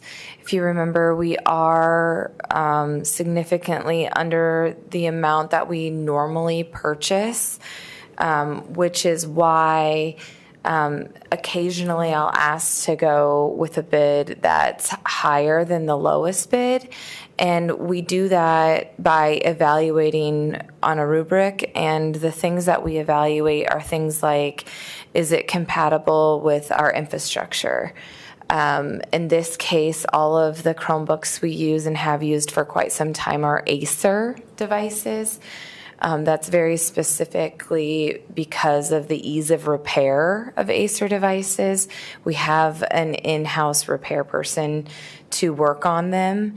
So the lowest bid for Acer devices, that number is actually incorrect. I apologize.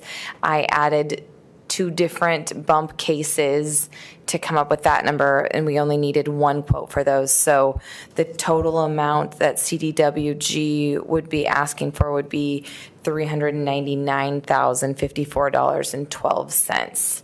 So that is changed, so it's a little under $400,000. So we look at compatible with infrastructure such as repair, prior experience with the vendor. CDWG has been our vendor for many things, and they own another company called Amplify, which does a lot of our Google support. And then they've been flexible with invoicing in the past, so we can kind of decide to buy it in this school year or next school year with them, depending on what Randy thinks is best. And then we also look at local offices. So CDWG has an office in West Des Moines, whereas Two Trees, the ASUS vendor, is out of Arizona. And we don't have a reference for them. We don't really know much about them. So it's the tech department's recommendation to go with the brand that we use and trust. That is the lower cost of the 2 Acer bids we received, and that would be the CDWG quote. Amy, can you give me that amount again? Yes, it's $399,054.12. Thank you.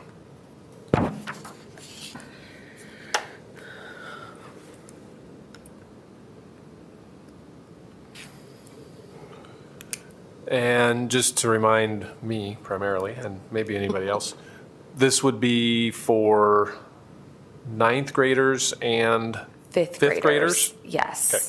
So none of the elementary will get new ones. They'll use ones that are already very good condition that will push another year.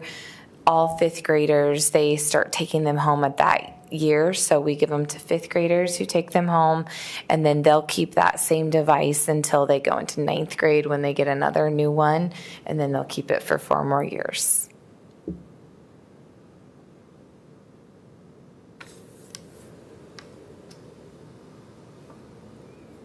Any other questions or comments?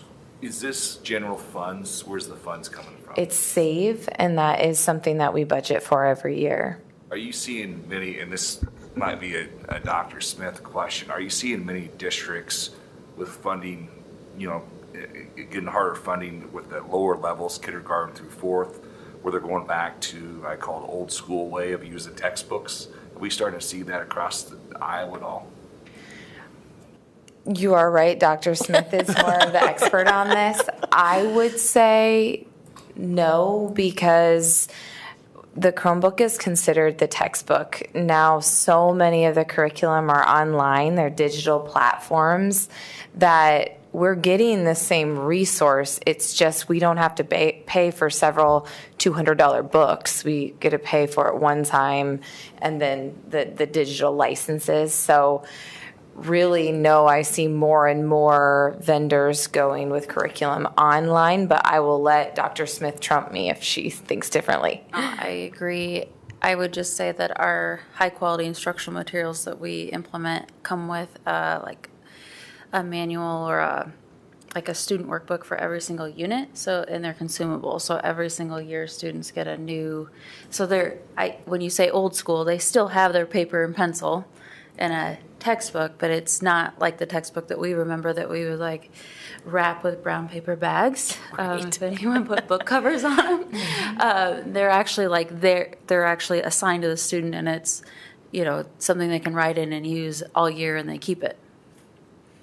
So I'm hearing what you're saying is by the time you buy the curriculum with a textbook versus using it basically boils out to the same for cost-wise. Yeah, and I even think there's some cost savings. Of course, you're still buying, for the younger ages, you're still buying quite a bit of paper and then licenses. But yeah, conceptually, without having done the numbers, there should be some savings there, actually.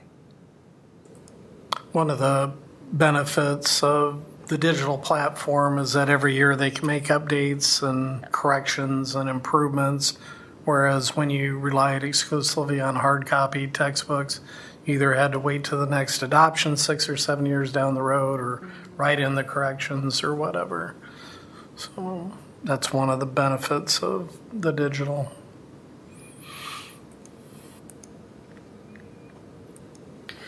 Have we ever thought about getting a different computer for the high school? Because I know some of the MCC classes, there's programs on there that the Chromebooks, don't support.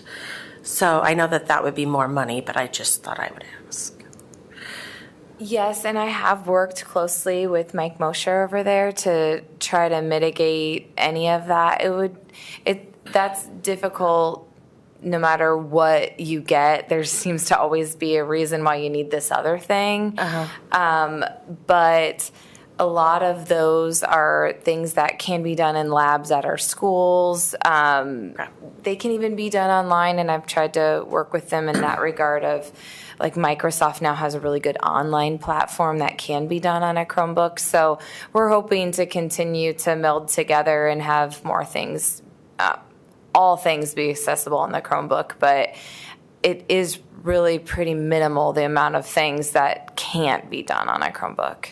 If anything, it's getting to be more and more that anything can be done. Okay.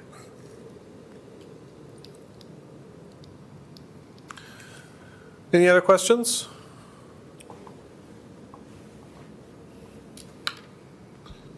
Then is there a motion to approve the Chromebook replacement purchase from CDWG in the amount of $399,054.12 as presented? So moved. Second. It's Wall Faltus. All in favor, say aye. Aye. Opposed, say no. Motion carries 7-0. Thank you. Thank you. I dropped money? Yeah.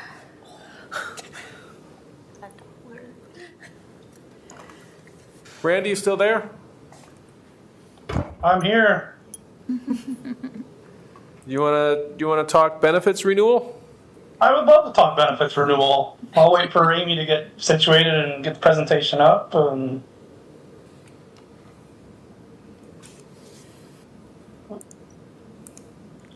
right. Go ahead and scroll down, Amy, if you would, please. Okay, so it's that time of year where we start talking our benefits renewal for the 26-27 years. So to start with, here are our board's guiding parameters that were set several years back. This is basically the foundation of our conversations every single year, as well as the foundation for the meetings with our benefits committee that meets. So just a quick review of those parameters. We want to retain better than average plan design and contributions for our overall insurance offerings for our employees. We want to make sure that we're incenting good consumer behavior and sending good use or greater use, of the flex spending accounts. Since we're fully self-funded, we want to ensure that our plans are solvent and can maintain the benefits and the claims for several years to come. We want to be able to bend and reduce the trend of healthcare, meaning that we want to try and keep claims down, educating our employees to ensure that they're being good stewards of their health plan and using them responsibly, and then obviously ensuring compliance across all plans and employee groups. So basically making sure that we're meeting the letter of the law. Go ahead, Amy. So we have a benefits committee. Their purpose is to serve as an advisory body for administration. They help provide feedback for us as we have these conversations and decisions, and act as a liaison between our employees and administration. So this year we had 2 meetings with our benefits committee. First one was on January 29th, and the second one was back on February 26th. We had our benefit consultants from Gallagher at both of those meetings. They reviewed our current medical plan, reviewed our analytics, and reviewed how our plans have been performing over the year. We discussed renewal strategies and options. Committee, after the first meeting, had asked for some additional data and reports, and so we brought that back to the committee at the February 26th meeting to have some further discussions and some quality discussions to come out on where we landed for our recommendation for this upcoming year. One of the biggest items that we talked about was stop loss information, and I'll get into a little bit more detail on what that is here later on in the presentation, but that was a big lever that we discussed, an option that we talked through this year to help ensure that we were able to maintain a positive increase for next year. And then obviously then we had a renewal recommendation, which I'll go over here, that outlines the group plan costs for the upcoming year. Go ahead, Amy. Just real quick, I won't spend a lot of time. I know this slide's kind of hard to read, but this is just a quick overall view of the 2 health plans that we offer. So we offer an HMO and a point of service plan. And just as you can see on the HMO, $750 single deductible, $1,500 family. On the point of service, a $1,250 and a $2,500 out of pocket for each of those respectively is $1,500 single, $3,000 family for HMO, and then $2,500 single, $5,000 family for point of service. And then you can see all the co-pays and co-insurance deductibles for each of those plans there. Go to the next slide. There we go. Some quick current statistics on our current plan. So just some demographics. So we have 810 basically employees enrolled in our plan, 1,088 individuals that are covered. Of those, 71% are on the HMO plan, while 29% are on that Blue Choice point of service plan. 83% of our staff are on single, 5% are on employee plus one, and then 12% on family. Right now, our current plan year, we're trending at around $6.4 million. Our current claim cost sharing, so one thing to keep in mind is since we're fully self-insured, what that means is that we are essentially the insurance company. We contract out with Wellmark to be our third-party provider to administer our plan for us, but at the end of the day, we as the district being fully self-insured are the insurance company, which means any claims that are paid on the plan is paid by the district through our self-funded insurance fund, Fund 71, that we have on our accounting records. So claim cost sharing, as it's working right now, the plan pays 90% while members pay 10%. Our per employee per month claim cost increased slightly this current year due to some high claim costs that we had throughout the year. Go ahead, Amy. There you go. Quick high-level overview of where things are looking at this year. A lot of green check marks, which is good. After review of our plan and then some conversations back and forth with the benefit committee, and some of the plan design changes that we'll be putting forth to recommend for the upcoming year. With some of the minor tweaks and adjustments we were able to make, we're projecting a 0% increase for next year. These small plan design changes were able to be made to bring that increase down to, because originally we were projecting a 3% increase, but we made some minor tweaks to plan design changes. So we slightly tweaked the deductible and out-of-pocket max. We changed our stop loss deductible, which brought that 3% down to 0%. So the positive news with that is that if things are approved tonight, the district will continue to contribute the same amount towards health plans. Employees will continue to contribute the same amount, so there's no increase out of pocket to our staff for the cost of their health benefits.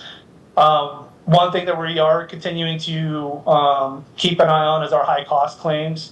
They are trending a little bit higher than what they have at this point last year, but there's still a little bit of time left in the year, so that could even itself out. But we monitor those every year because enough high cost claims, depending on what they are, could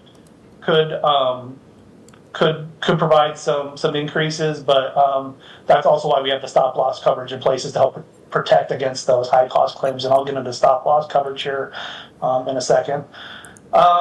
Last few items there are dental, voluntary, flex, life, LTD, vision. Those are all other plans that we offer. Everything is performing well, performing solvent. There's no increases needed. The dental plan the district pays for. The district also pays for life and LTD for staff. Voluntary benefits, flex spending, vision, those are all 100% employee paid, but with how those plans are performing, there's no need for an increase in any of those benefits this year either. Go ahead, there we go. Yeah, I think I just went over this. Again, the district pays the full cost of single dental, employees pay for vision, district pays for life and long-term disability for staff, and then we offer health and dependent care flex, which employees pay 100% out of pocket. Go ahead, Amy. And then our voluntary benefits, we offer critical illness, which is intended to protect employees' financial well-being for unexpected costs that may come up with critical illness. So cancer, stroke, heart attack, Alzheimer's, Parkinson's, etc. This is just an additional benefit if you or a dependent comes down with any of those illnesses. Same thing, accident, additional coverage that's available for employees if they're in an accident. ER visits, urgent care, ambulance rides, intensive care, things of that nature. And then we also have supplemental life and long-term care. This is life, long-term care above and beyond the term life that we currently pay for.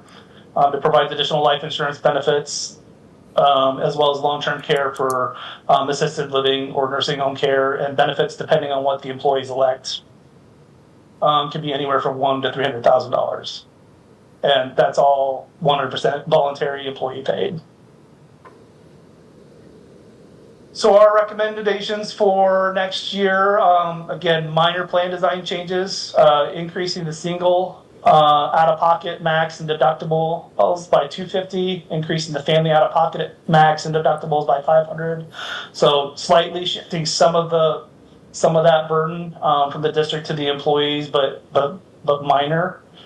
Increasing the stop loss from $75,000 to $150,000. So what stop loss is, it's an additional insurance that we purchase. So right now our stop loss is at $75,000. So for those high claims that I mentioned earlier, if someone gets to $75,000, once it kicks in over that, then that stop loss coverage that we purchase kicks in, and then it's so anything above $75,000 the district isn't paying for, the stop loss coverage then pays for. So it's not coming out of our insurance fund, it's coming out of that stop loss coverage. After meeting with our benefits consultants and reviewing with the committee, a district of our size, with our claims and amounts, $150,000 was a more recommended range for stop loss coverage. So by taking on this additional risk and where our reserves are currently sitting, we felt comfortable bumping that up based off of the recommendations and the data that was shared with us by our benefits consultants. So if this is approved, that means that the district will pay for claims anywhere up to $150,000. As soon as a high cost claim gets over $150,000, then that stop loss coverage would kick in. With those changes above, that would result in a 0% increase for premiums for the 26-27 year. Again, dental, vision, life, those benefits would remain the same, no changes. We would recommend continuing to offer the voluntary benefits as provided. We've gotten a lot of positive feedback from employees since we offered those a couple years ago. They appreciate having those options available to them. And then we would also recommend continuing to pay the full single amount of health and dental coverage for all employees to ensure that we're continuing to offer better than average benefits compared to several of our peers. And then we do have a $900 grandfathered contribution.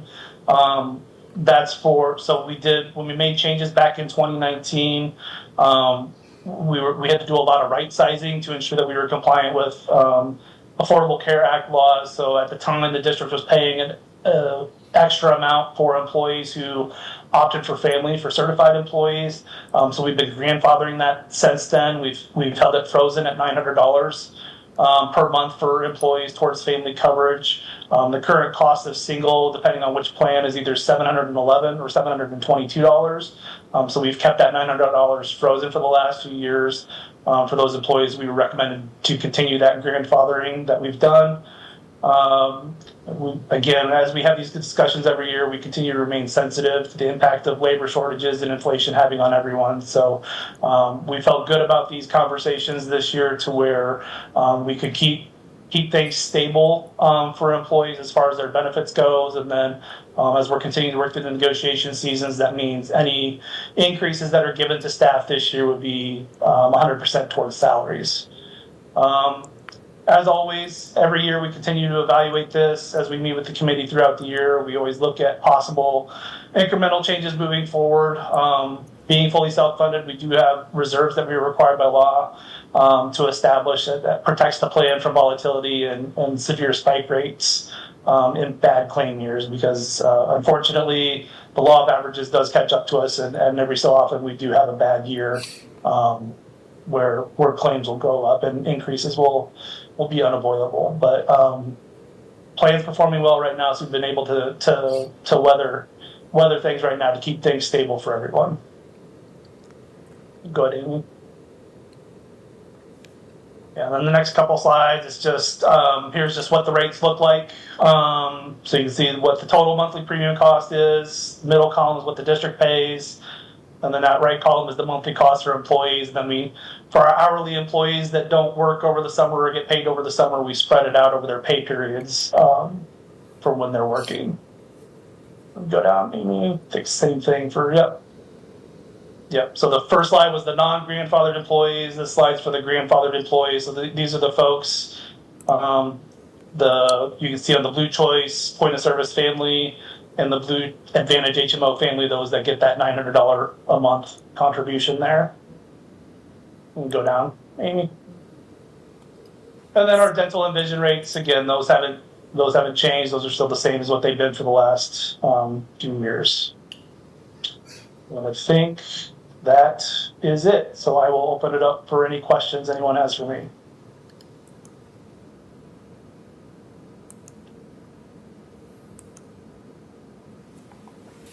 It's pretty quiet here, Randy. Quiet's good. Randy, that's good news, right? That's good news, right? Randy, do you know how many employees are still grandfathered with that 900? I want to say it was about, pull up here. Thought I had it on one of my slides here. 64 employees are still getting that grandfathered benefit. Okay. Thank you. Yep.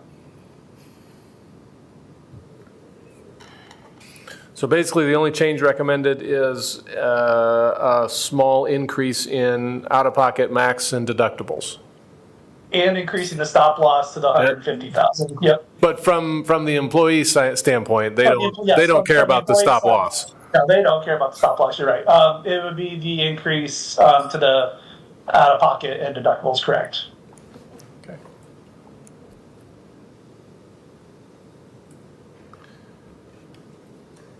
Any other questions or comments? If not, we need a motion to approve the 26-27 renewal for the district's self-insured insurance plan and the corresponding cost sharing as presented. So moved. Second.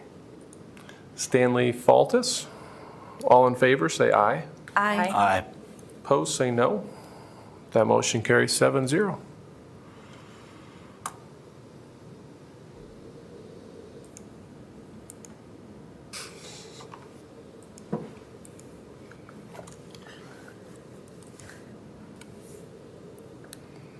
Look on that presentation here. There we go. Okay, certified budget. Oops.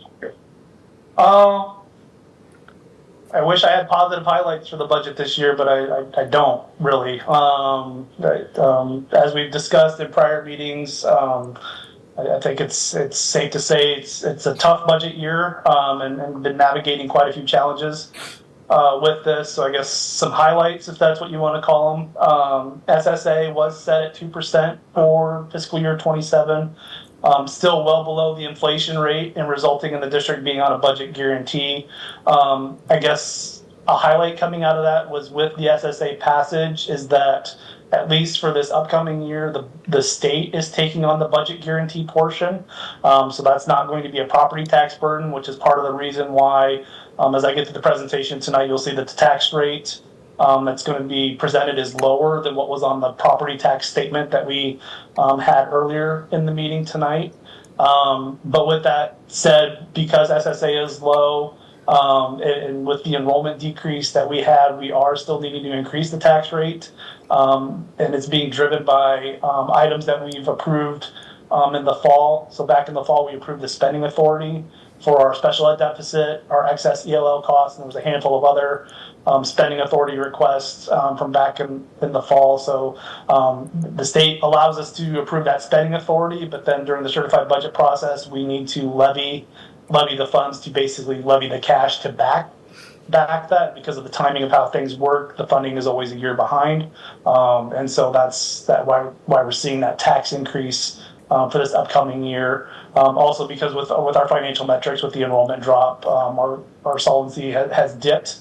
And so we are looking, and we'll go over tonight where we're at with our, we are making $2 million worth of budget reductions for the upcoming year, as we've discussed in prior meetings. And so I'll have a summary slide going over that. So trying to do what we can to right the ship and stabilize things as we move forward heading into the upcoming fiscal year.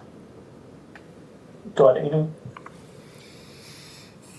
Just a real quick recap on the certified budget process. This process that we've been going through the last couple months and where we're at now, purpose is twofold. It's to meet the statutory process and timeline for establishing and certifying our property tax rate for the 26-27 year, FY27.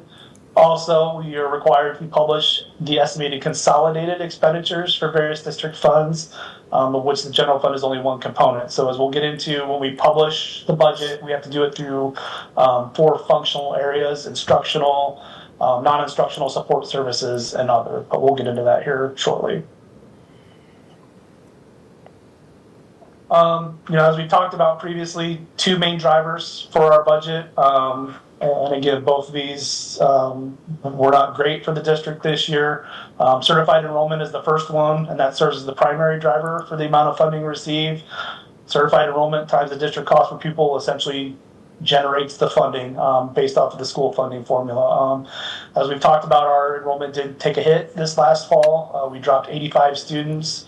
Combine that with the SSA, which is 2%, and it is still well below inflationary rates, presents the challenges that we have in front of us for the upcoming year. But with that 2% SSA, that is an increase of $160 per student. So our FY27 cost per pupil is going to go up to $81.49.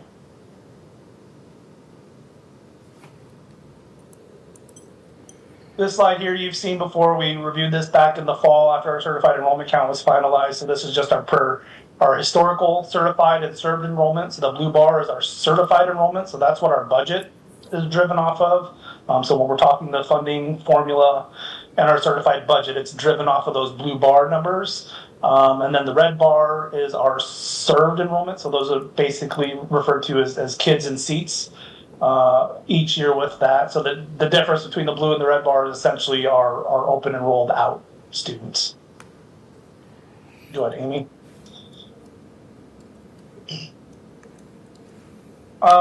Randy, just ahead. just as a reminder that of the 83 students, approximately 50 of that decline was 50 less open enrolled students, correct? That is correct. One thing I like to bring up this year, Amy, can you scroll down just a little bit more to capture that whole slide? Oh, scroll down. There we go, right there.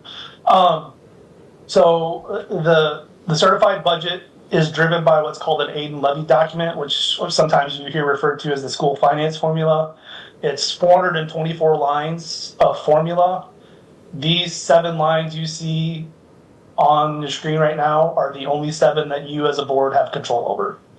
And so that kind of tends to complicate things sometimes, and I think it can be hard for some people to understand. It's a lot of the tax rate and how it gets set is really beyond our control, and I'll break that down here in a little bit. But these 7 items are what we have authority over. So there's the first is the at-risk modified supplemental amount, that top line, that 2.1 million.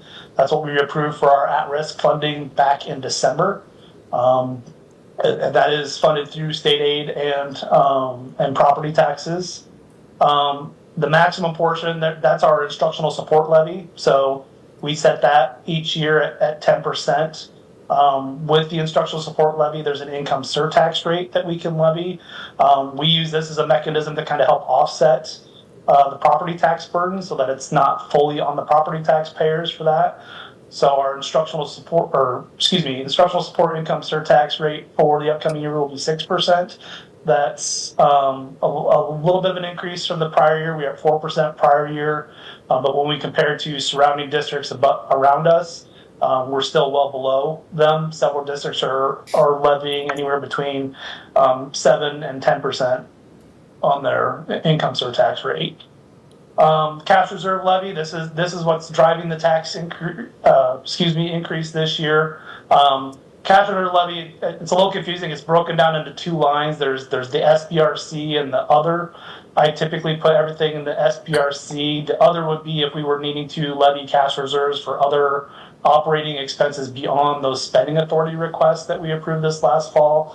This is just a nice, clean way to track it. So that 3.4 million, that's the special ed deficit. That's the excess ELL cost. Those are those services that we're required to provide to those students that we approved the spending authority for this past fall. But this would be levying the property tax dollars to fund that spending authority. Then there's our management fund. For the upcoming year, we're levying $1.5 million.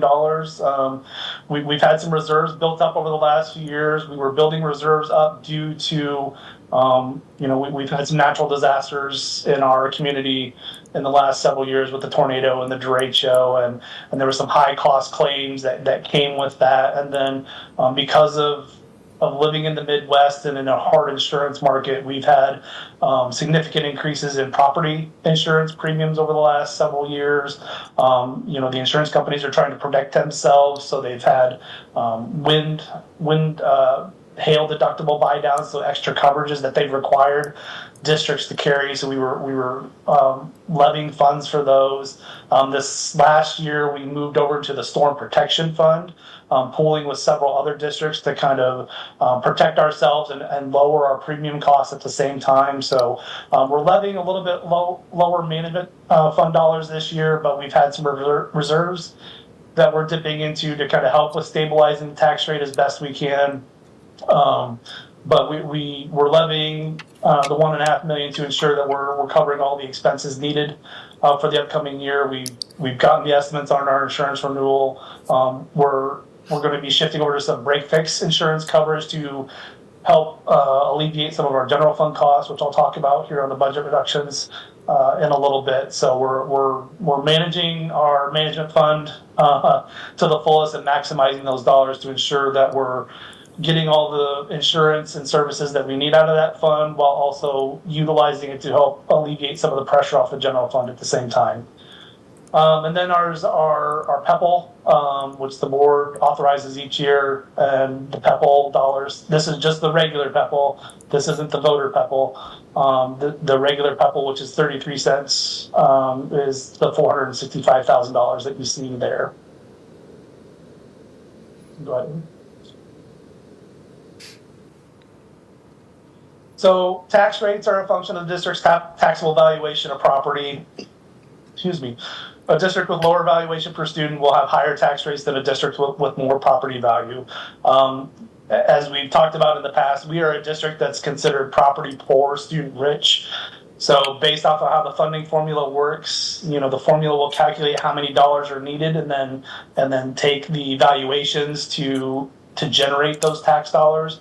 Since we're property poor, our tax dollars have to work harder, so it means it automatically tends to generate a higher tax rate than it would, say, like an Okoboji or a district with higher property valuations.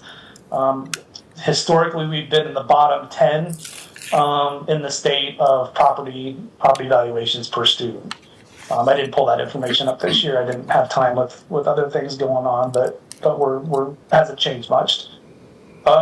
Again, due to the operation of the foundation formula, a majority of the district's tax rate is not really subject to local discretion. Go ahead, Amy. And then the next few slides is just breaking down our tax rate in a couple of different ways. So this first slide is kind of breaking it down by what's controlled by the formula versus what's controlled by the board versus what's controlled by the voters, etc.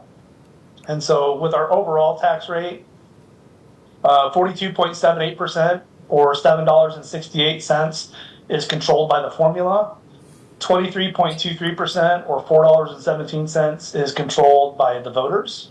And then 33.99 or 34%, which is $6.10 of the tax rate, is controlled by you, the board. Go to the next one, Amy. And then this one is just showing the breakdown of the total overall tax rate by fund. So you can see the big blue is our general fund, which is, again, driven by that formula. And then we have our dropout prevention, structural support, cash reserve, management fund, Pearl voter, Pearl regular. Pearl voter, sorry. Pearl is voter, regular PEPL, voter PEPL, and then debt service. And I know this slide's kind of hard to read. There is a separate attachment on the agenda that talks about this, but this is what I was talking about earlier.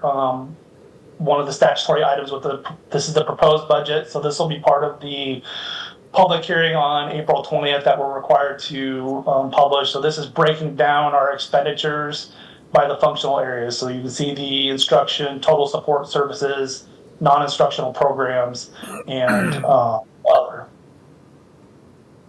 And then at the very bottom of it, you'll see the 1796 tax rate there.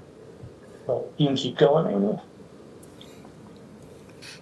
Amy. So as part of this process, we have to basically re-estimate where we think the current year is going to end, and then estimate where fiscal year 27 is going to end. So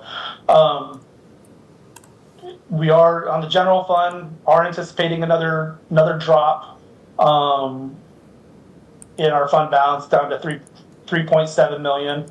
But with the budget reductions and some other changes that we're making, as you look at FY27, we're looking that we're going to be able to maintain that moving forward. Management fund, you're going to see the drop from 26 to 27, as I mentioned earlier. We're going to be dipping into some reserves with that as we move forward with that fund. PEPL, you'll see, goes down quite a bit this current year, and that's due to the property purchases that we've made. We had the opportunity to purchase all those homes for the purposes of the Miller project, and so next year we're going to shift some of the summer projects and some other items that normally would have been paid out of PEPL over to SAVE, so that we can build those SAVE funds back up next year. So you'll see that we'll get back up to that $856,000 range in FY27. Randy, you Capital- meant sorry. build the PEPAL funds back up, right? Yeah, build the PEPAL funds back up. I'm sorry, did I misspeak on that? Capital projects, that's just for our construction right now. So those are estimates on where we're at based off of the most recent pay applications that I've received from Boyd Jones. Debt service, that is showing for bonds that we're going to be getting ready to issue related to those projects and where we're looking to end at there. Sales tax, again, that's going to go down. As I mentioned, we're going to shift some things at least over next year to build the PEPAL reserves back up, and then in FY28 we'll reevaluate and kind of put things back into different buckets. That's kind of the nice thing about PEPAL and SAVE is that they're interchangeable, so we have some flexibility there to adjust when projects and opportunities like this come along. And then Pearl activity, nutrition, no major items of note there. I think for the most part, all those funds are holding fairly steady, or nutrition's dropping somewhat, but that's not unexpected or concerning at this time. Go ahead, Amy. Can I go down to the next one? And then, yeah, this is just a slide I like to bring up just as a reminder of the different funds and buckets that we have, showing all of our different funds, what's the allowable revenue that can come in each one, what are the allowable expenditures. The ones that are highlighted in yellow are the ones that we levy property taxes for. Go ahead, Amy.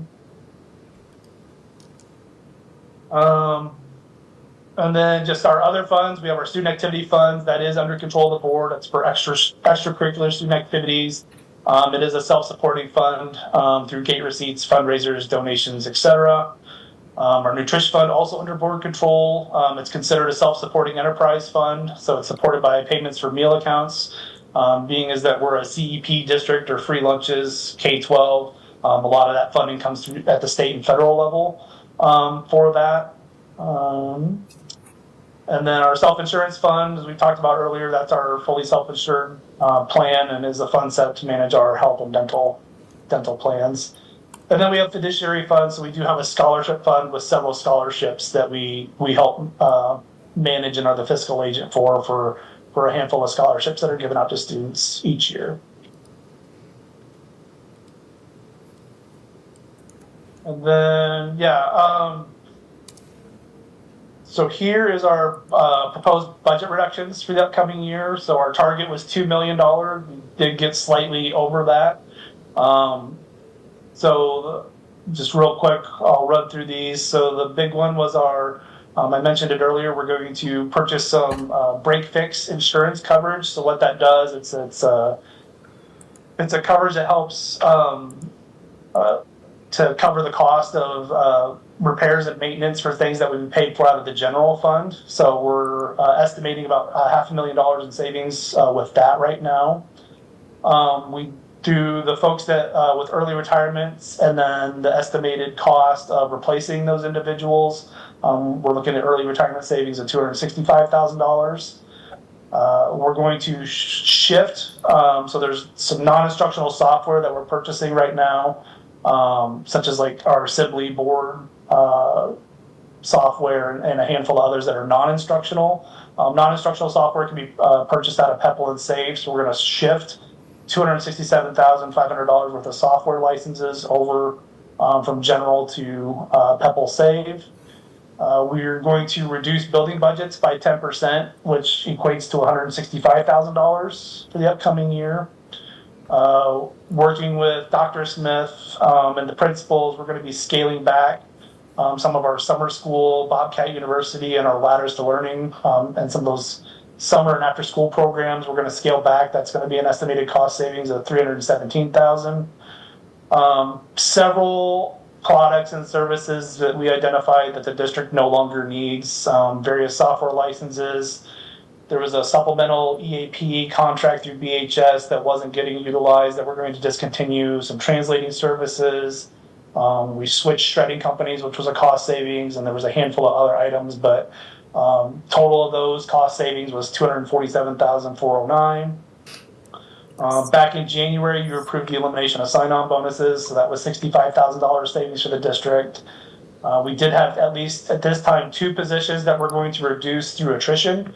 One was the full-time nurse sub, and then another one was a security officer position that was never filled. So that was a cost savings of $84,000. Mr. LaConner has been working with the special ed staff to do some realignments, and then we've identified some positions with our attendance coordinator and our SRS positions to reduce their contract days. That's going to be a cost savings of $74,000 to the district. And then this upcoming year will be the first year that we'll be generating operational revenue for the career counselor at the high school that we're sharing with MCC. So that'll be $16,000 of revenue coming in, but it can be considered cost savings as well. So that is how we got to that $2 million. So I'm going to stop there for a second if there's any questions. When you say you're scaling back on the summer school, what does that look like? I don't know if Dr. Smith wants to talk about Dr. that. Smith is coming up. Shauna's coming up. So each of the principals, all the buildings will be scaling back by 25%. And they were charged with the task of thinking through what does that mean for, like for the high school, if they had 4 staff on duty, maybe decrease to 3 on a rotation. So you're just trimming back the scale of the cost. At the elementary, we typically have 40 students for BU. And we are now going to have those 40 students for 3 weeks instead of 4, but we also found a way to use our migrant dollars to expand the participation to 60 students. So through the lens of the scaling back, that's true because we have 3 weeks programmed versus 4, but we're actually inviting more students because we're able to use some federal dollars to compensate for those 20. So it's hard. It's really hard. And then, of course, we were really thoughtful of like the community experiences. We trimmed back like going all the way to Ames for Raymond Gardens and substitute. We've got more cost-efficient things that we can do here in the community. So just really thinking very careful through every decision that we make. Thank you. Yeah.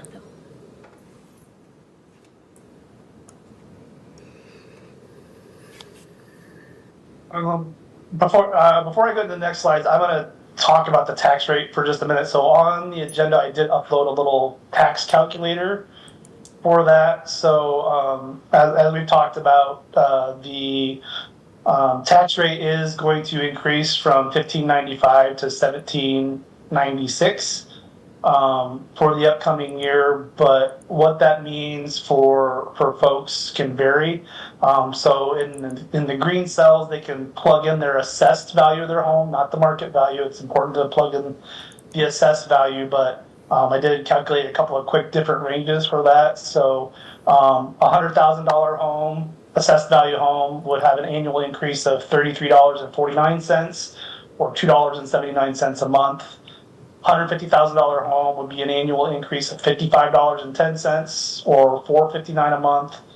$200,000 would be $76.72 annually, $6.39 a month. $250,000 would be $98.33 annual, $8.19 a month. So essentially, for every $50,000, it's a $20 annual increase or a $2 monthly increase, roughly.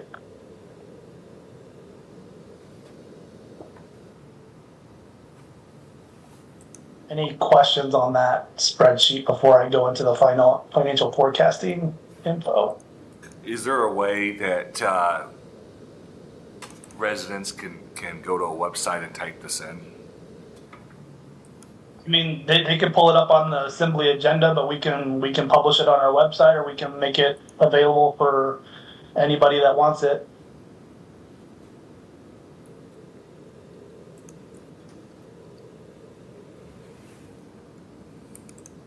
And that's, I guess, you're just noting the impact of the school district tax. Correct. Correct? Right? Yeah. That doesn't, I mean, that doesn't take into account what the city or the county or anybody else may be doing with tax rates, right? Correct. That's correct. But on that spreadsheet, you could put the total of all of those in Right. there. If you have all of it, you can put it all you in. have all that.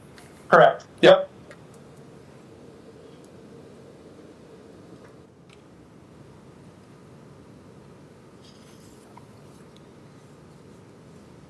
Okay. I think you're good to go, Randy. Okay, perfect. I think, Randy, not everybody, but when you look at that, I think I've had some community members reach out about that number and they're thinking, per thousand, and they're doing the math wrong. Unfortunately, how that letter reads, and I know that's not a letter we put out, but we get the data for it. I'm just trying to figure out how to be, so residents can see a better idea what that looks like for their situation. I don't know the answer. I guess I would. I mean, if you're getting those questions, send them to me. I'm more than happy to have a call or whatever and sit down with anyone and walk them through it and provide them this information and those statements. And when I get those statements, and I know part of the property tax reform is hopefully cleaning up those statements because they are causing a lot of confusion for folks. Usually, as I've mentioned in prior board meetings as well, I tell them basically look at the far left and the far right columns with that, and then kind of walk them through, property tax 101 on how to, calculate the rollback and use the assessed value and not the market value and things like that. But we can, continue to share the tools that we have and have those conversations with folks.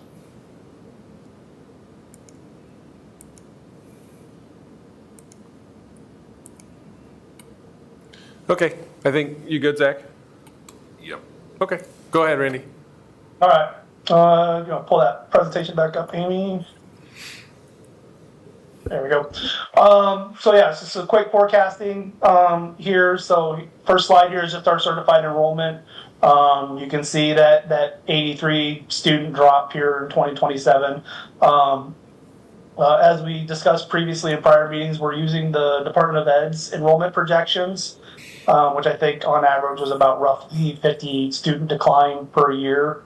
It's probably a pretty conservative approach, but considering historically from year to year, our enrollment has been pretty volatile up and down. But the DE projections are, for the most part, using our cohort projections, so looking at outgoing graduating classes versus estimated incoming classes. But when I plugged in our original cohort data I had back in the fall, I think we were projecting like an average of 60 to 70 student decline. So based off of historical trends and taking all things into consideration, we landed on the DE enrollment projection as kind of the more conservative approach with our enrollment projections moving forward. Go ahead, Amy. And then just a quick summary of our property tax projections. So you see the 1595 going up to the 1796, and then it kind of goes up a little bit and then kind of starts to come back down again. Coming back down is based off of those enrollment projections that we're projecting. So, but still projecting out in the high $17, low $18 total rate range. Obviously, if we can get it lower than that, we will definitely work to get it lower than that. But also making sure that we're meeting the needs of our students and making sure that we're staying on track with our financial targets. Good. There. Solvency ratio, again, looking at probably dipping again this year, but then once we kick in with the budget reductions and the cash reserve levy and monitoring things moving forward, we're projected to get right back up closer to that 10% range. Our board policy recommends 8 to 10% range. IASB recommends 10 to 15%. So trying to get it back up into those metrics that we're more comfortable with, and definitely don't want to see it get below 5. Go ahead, Amy, if you want. And then our unspent authorized budget, again, being with the way our enrollment is projected over the last several years, this is an important metric because if you go negative on your unspent budget, then the state steps in. You have to have a workout plan, and then if you're negative for so many years, then you could potentially have your district shut down. Not an issue that we have to worry about. We've always had a very high unspent authorized budget. There is some potential legislation right now about capping unspent authorized budget, basically meaning that you can only maybe carry over a certain percentage each year. So that's something that we're keeping an eye on because we're not sure what kind of impacts that might have yet. because this is, while it's a metric that we haven't thankfully had to worry a lot about, it is still a very important metric that we monitor. So if there's changes at the state level that can impact this, it could potentially result in some steep declines that we might not be currently anticipating. So we're waiting to see what the legislation is going to look like and how that truly impacts the district. But right now, this is trending solid and steady, and hoping to continue that course. I think that is, if you go down one more in. So yeah, just real quick takeaways. Again, while we've taken some dips in the last year or two, overall we do remain in a good position despite those decreases.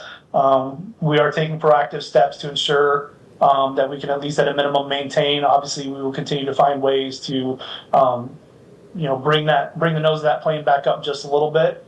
Unfunded programs such as those special ed deficits, those ELL programs, it does require us to levy cash reserves for those programs that are necessary for students, and unfortunately that has resulted in our tax rate having to go back up. Potential property tax reform, we still don't know the full impact of this legislation. I know that there's still potential for it to cut into saved dollars as well, which could impact some of our long-term bond financing and some of our other long-term projects. That could get phased out sooner than anticipated. So we're keeping an eye on that as well. Again, UAB continues to stay strong. Long-term historical enrollment has remained steady. And we'll continue to monitor that. But again, depending on what some of this new legislation looks like, that could have some unintended consequences there that we might have some challenges to navigate through.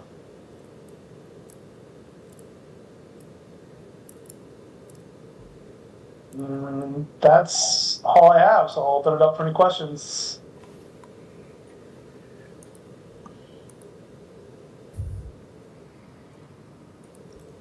Are there any questions for Randy?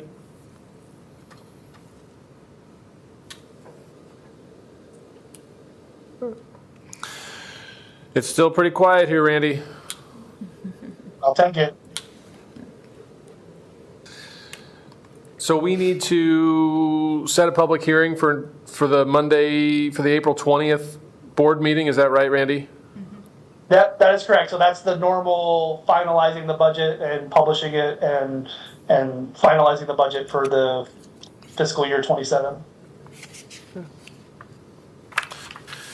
Then is there a motion to set a public hearing for Monday, April 20, 2026 at 5 p.m.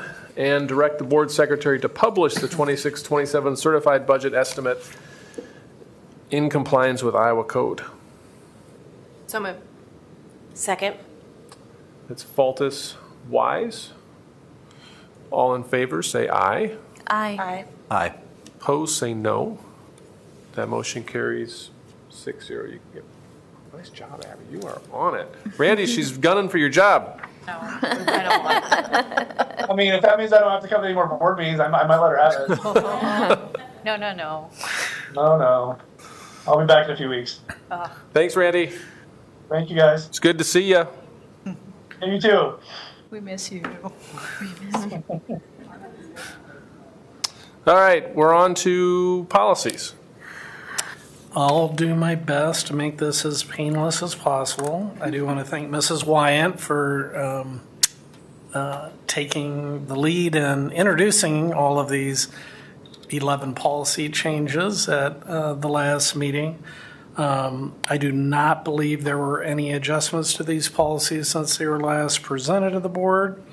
So we'll start with the two new policies that were recommended for adoption, and that's 102.E4, Equal Educational Opportunity Discrimination Complaint Form, and 102E5, Equal Educational Opportunity Witness Disclosure Form. These were two forms that we did not previously have that IASB and their legal counsel recommend we have, so I would recommend adoption and waive the second reading on those two. Are there any questions about 102E4 or 102E5? Then, if not, is there a motion to adopt 102E4 and 102E5 and waive the second reading? So moved. Second. Wise, Faltus? All in favor, say aye. Aye. Opposed, say no. The other, I think it's 9 policies, were amendments. Largely, it was changing the protected classes as it relates to recent legislation. Those policies are 102, equal educational opportunity, 102R1, equal educational opportunity grievance procedure, 102E1, equal educational opportunity annual notice of discrimination, 102E2, equal educational opportunity continuous notice of non-discrimination, 102E3, equal educational opportunity notice of section 504, student and parental rights, 102E6, equal educational opportunity disposition of complaint form, 710.01R1 school nutrition program, civil rights complaints procedures, 710.01E1 school nutrition program notice of discrimination, 710.01E2 school nutrition program civil rights complaint form. Again, we have not made any additional changes from what was presented at the last meeting, so I would recommend approval of these amendments and waiving the second reading. Are there any questions? Then is there, or we need a motion to amend 102, 102R1, 102E1, 102E2, 102E3, 102E6, 701-1R1, 710-01E1, and 710-01E2, and waive the second reading. So moved. Second. Faltus, Stanley? All in favor, say aye. Aye. Opposed, say no. That motion carries 7-0. And Maria. Did you have initial review, Maria? Or, yeah. Okay, so 303.06, administrator evaluation, no changes marked as review. 303.07, administrative personnel, professional development, no changes marked as reviewed. And 303.08, administrator civic activities, no changes marked as reviewed. Are there any questions for Maria? Okay, then those 3 policies will be marked as reviewed. Abby, do you have any additional items for communications this evening? Give me 1 second here. Sorry, I didn't let you finish. I can give one as she's working on next Monday, April 13th. We have the groundbreaking for the Reimagine Miller project at Miller. We're going to pull together on the north end, like the auditorium area of the building, which is where I believe Boyd Jones is going to be staging things. We'll have a few people such as Sean and I will say a few words along with the mayor, chamber exec, representative of Boyd Jones and Envision Architects. We've invited 2 4th graders from each of the 6 elementary schools to be kind of honorary groundbreakers along with the board primarily. So you guys, we'd like to be front and center for that photo op, and then everybody else will gather behind. I think there could be a big crowd because of the fact we've got 25 to 30 different subcontractors, and I know Boyd Jones invited them all to be there. 4:30 is a groundbreaking ceremony, and then roughly 5 o'clock there'll be walking tours with Miller students helping to facilitate along with Boyd Jones and Envision folks for anyone that wants to, again, see Miller in its current state before the transformation. basically all that information I was going to say. And then, kind of a surprise this morning, we had KCCI stop by for the training that our transportation department received. I'll make sure to share it or share the link in the next board news and notes so you can take a moment to view it. Okay. Any committee reports? I will tell you the Finance Committee met last Friday, but you heard the whole committee meeting this evening. So, I take that back. We also talked about Audit. we got the audit report. So you didn't hear that yet, but the audit report will be presented to the board, I think, the next meeting or the first meeting in May. I don't remember. April 20th. So 20th. Yep. But otherwise, we mostly went over the budget presentation and that stuff at that finance meeting. Any other committees meet since we last got together? Oh yeah, internal communications, Matt. I was, but I don't have much of a recollection of what we talked about.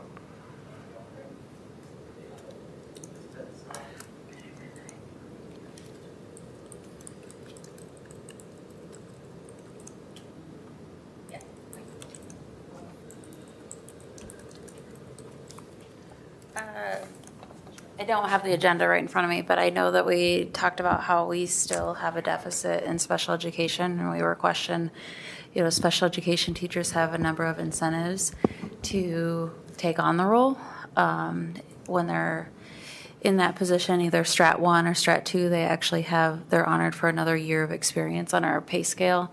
It used to be that we had the sign-on bonus. We don't have that anymore. And then if they are a general ed teacher and they want to switch to special ed, then the district is paying for up to $10,000 of their classes that they have to take to become certified.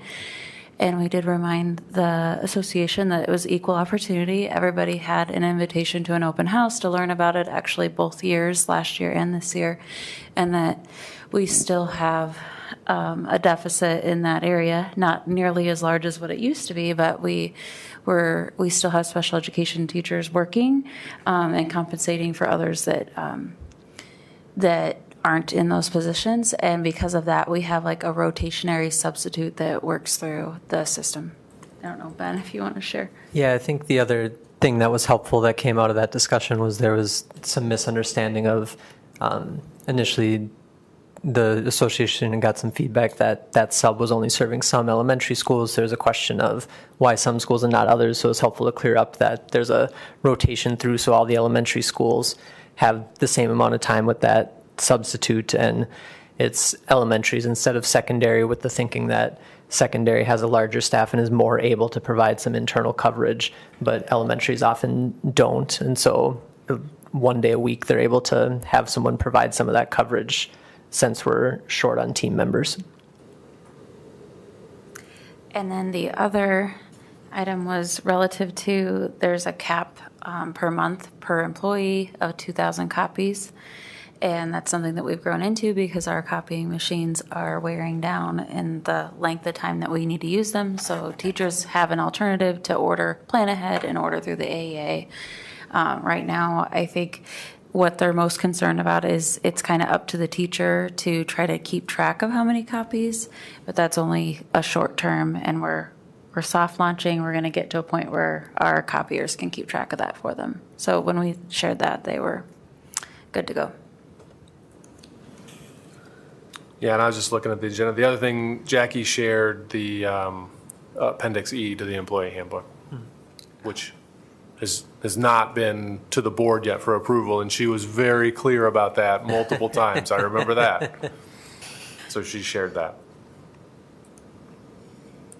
All right. Thank you. Thanks.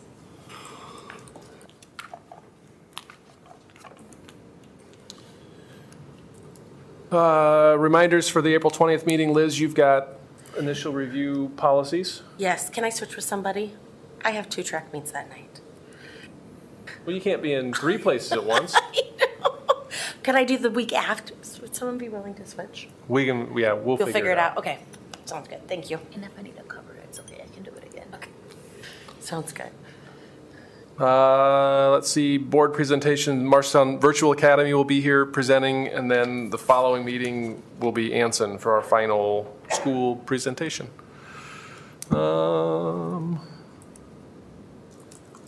Okay, any items for a future board agenda?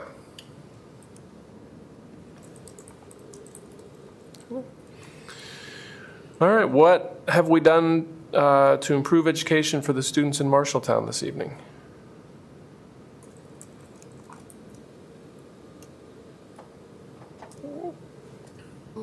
Got to hear about the exchange program for, I mean, I thought it was great that Max came and shared and just to hear about his experience here, so that's fun.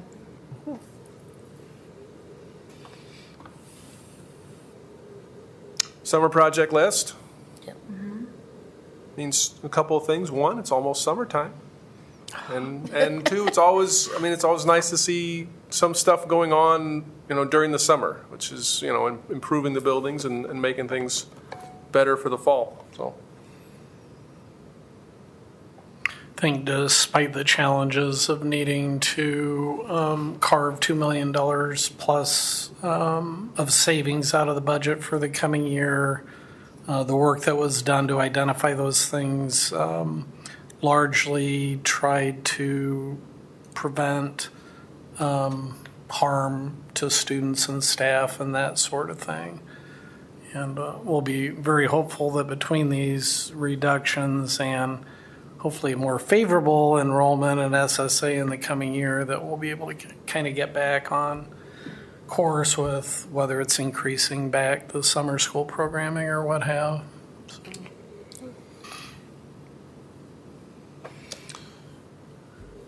Okay, if there's nothing else, we will need a motion to adjourn. I would just remind everybody we've got an exempt session for negotiations, but. So moved. Second. Baltus Wall, all in favor, say aye. Aye. All opposed,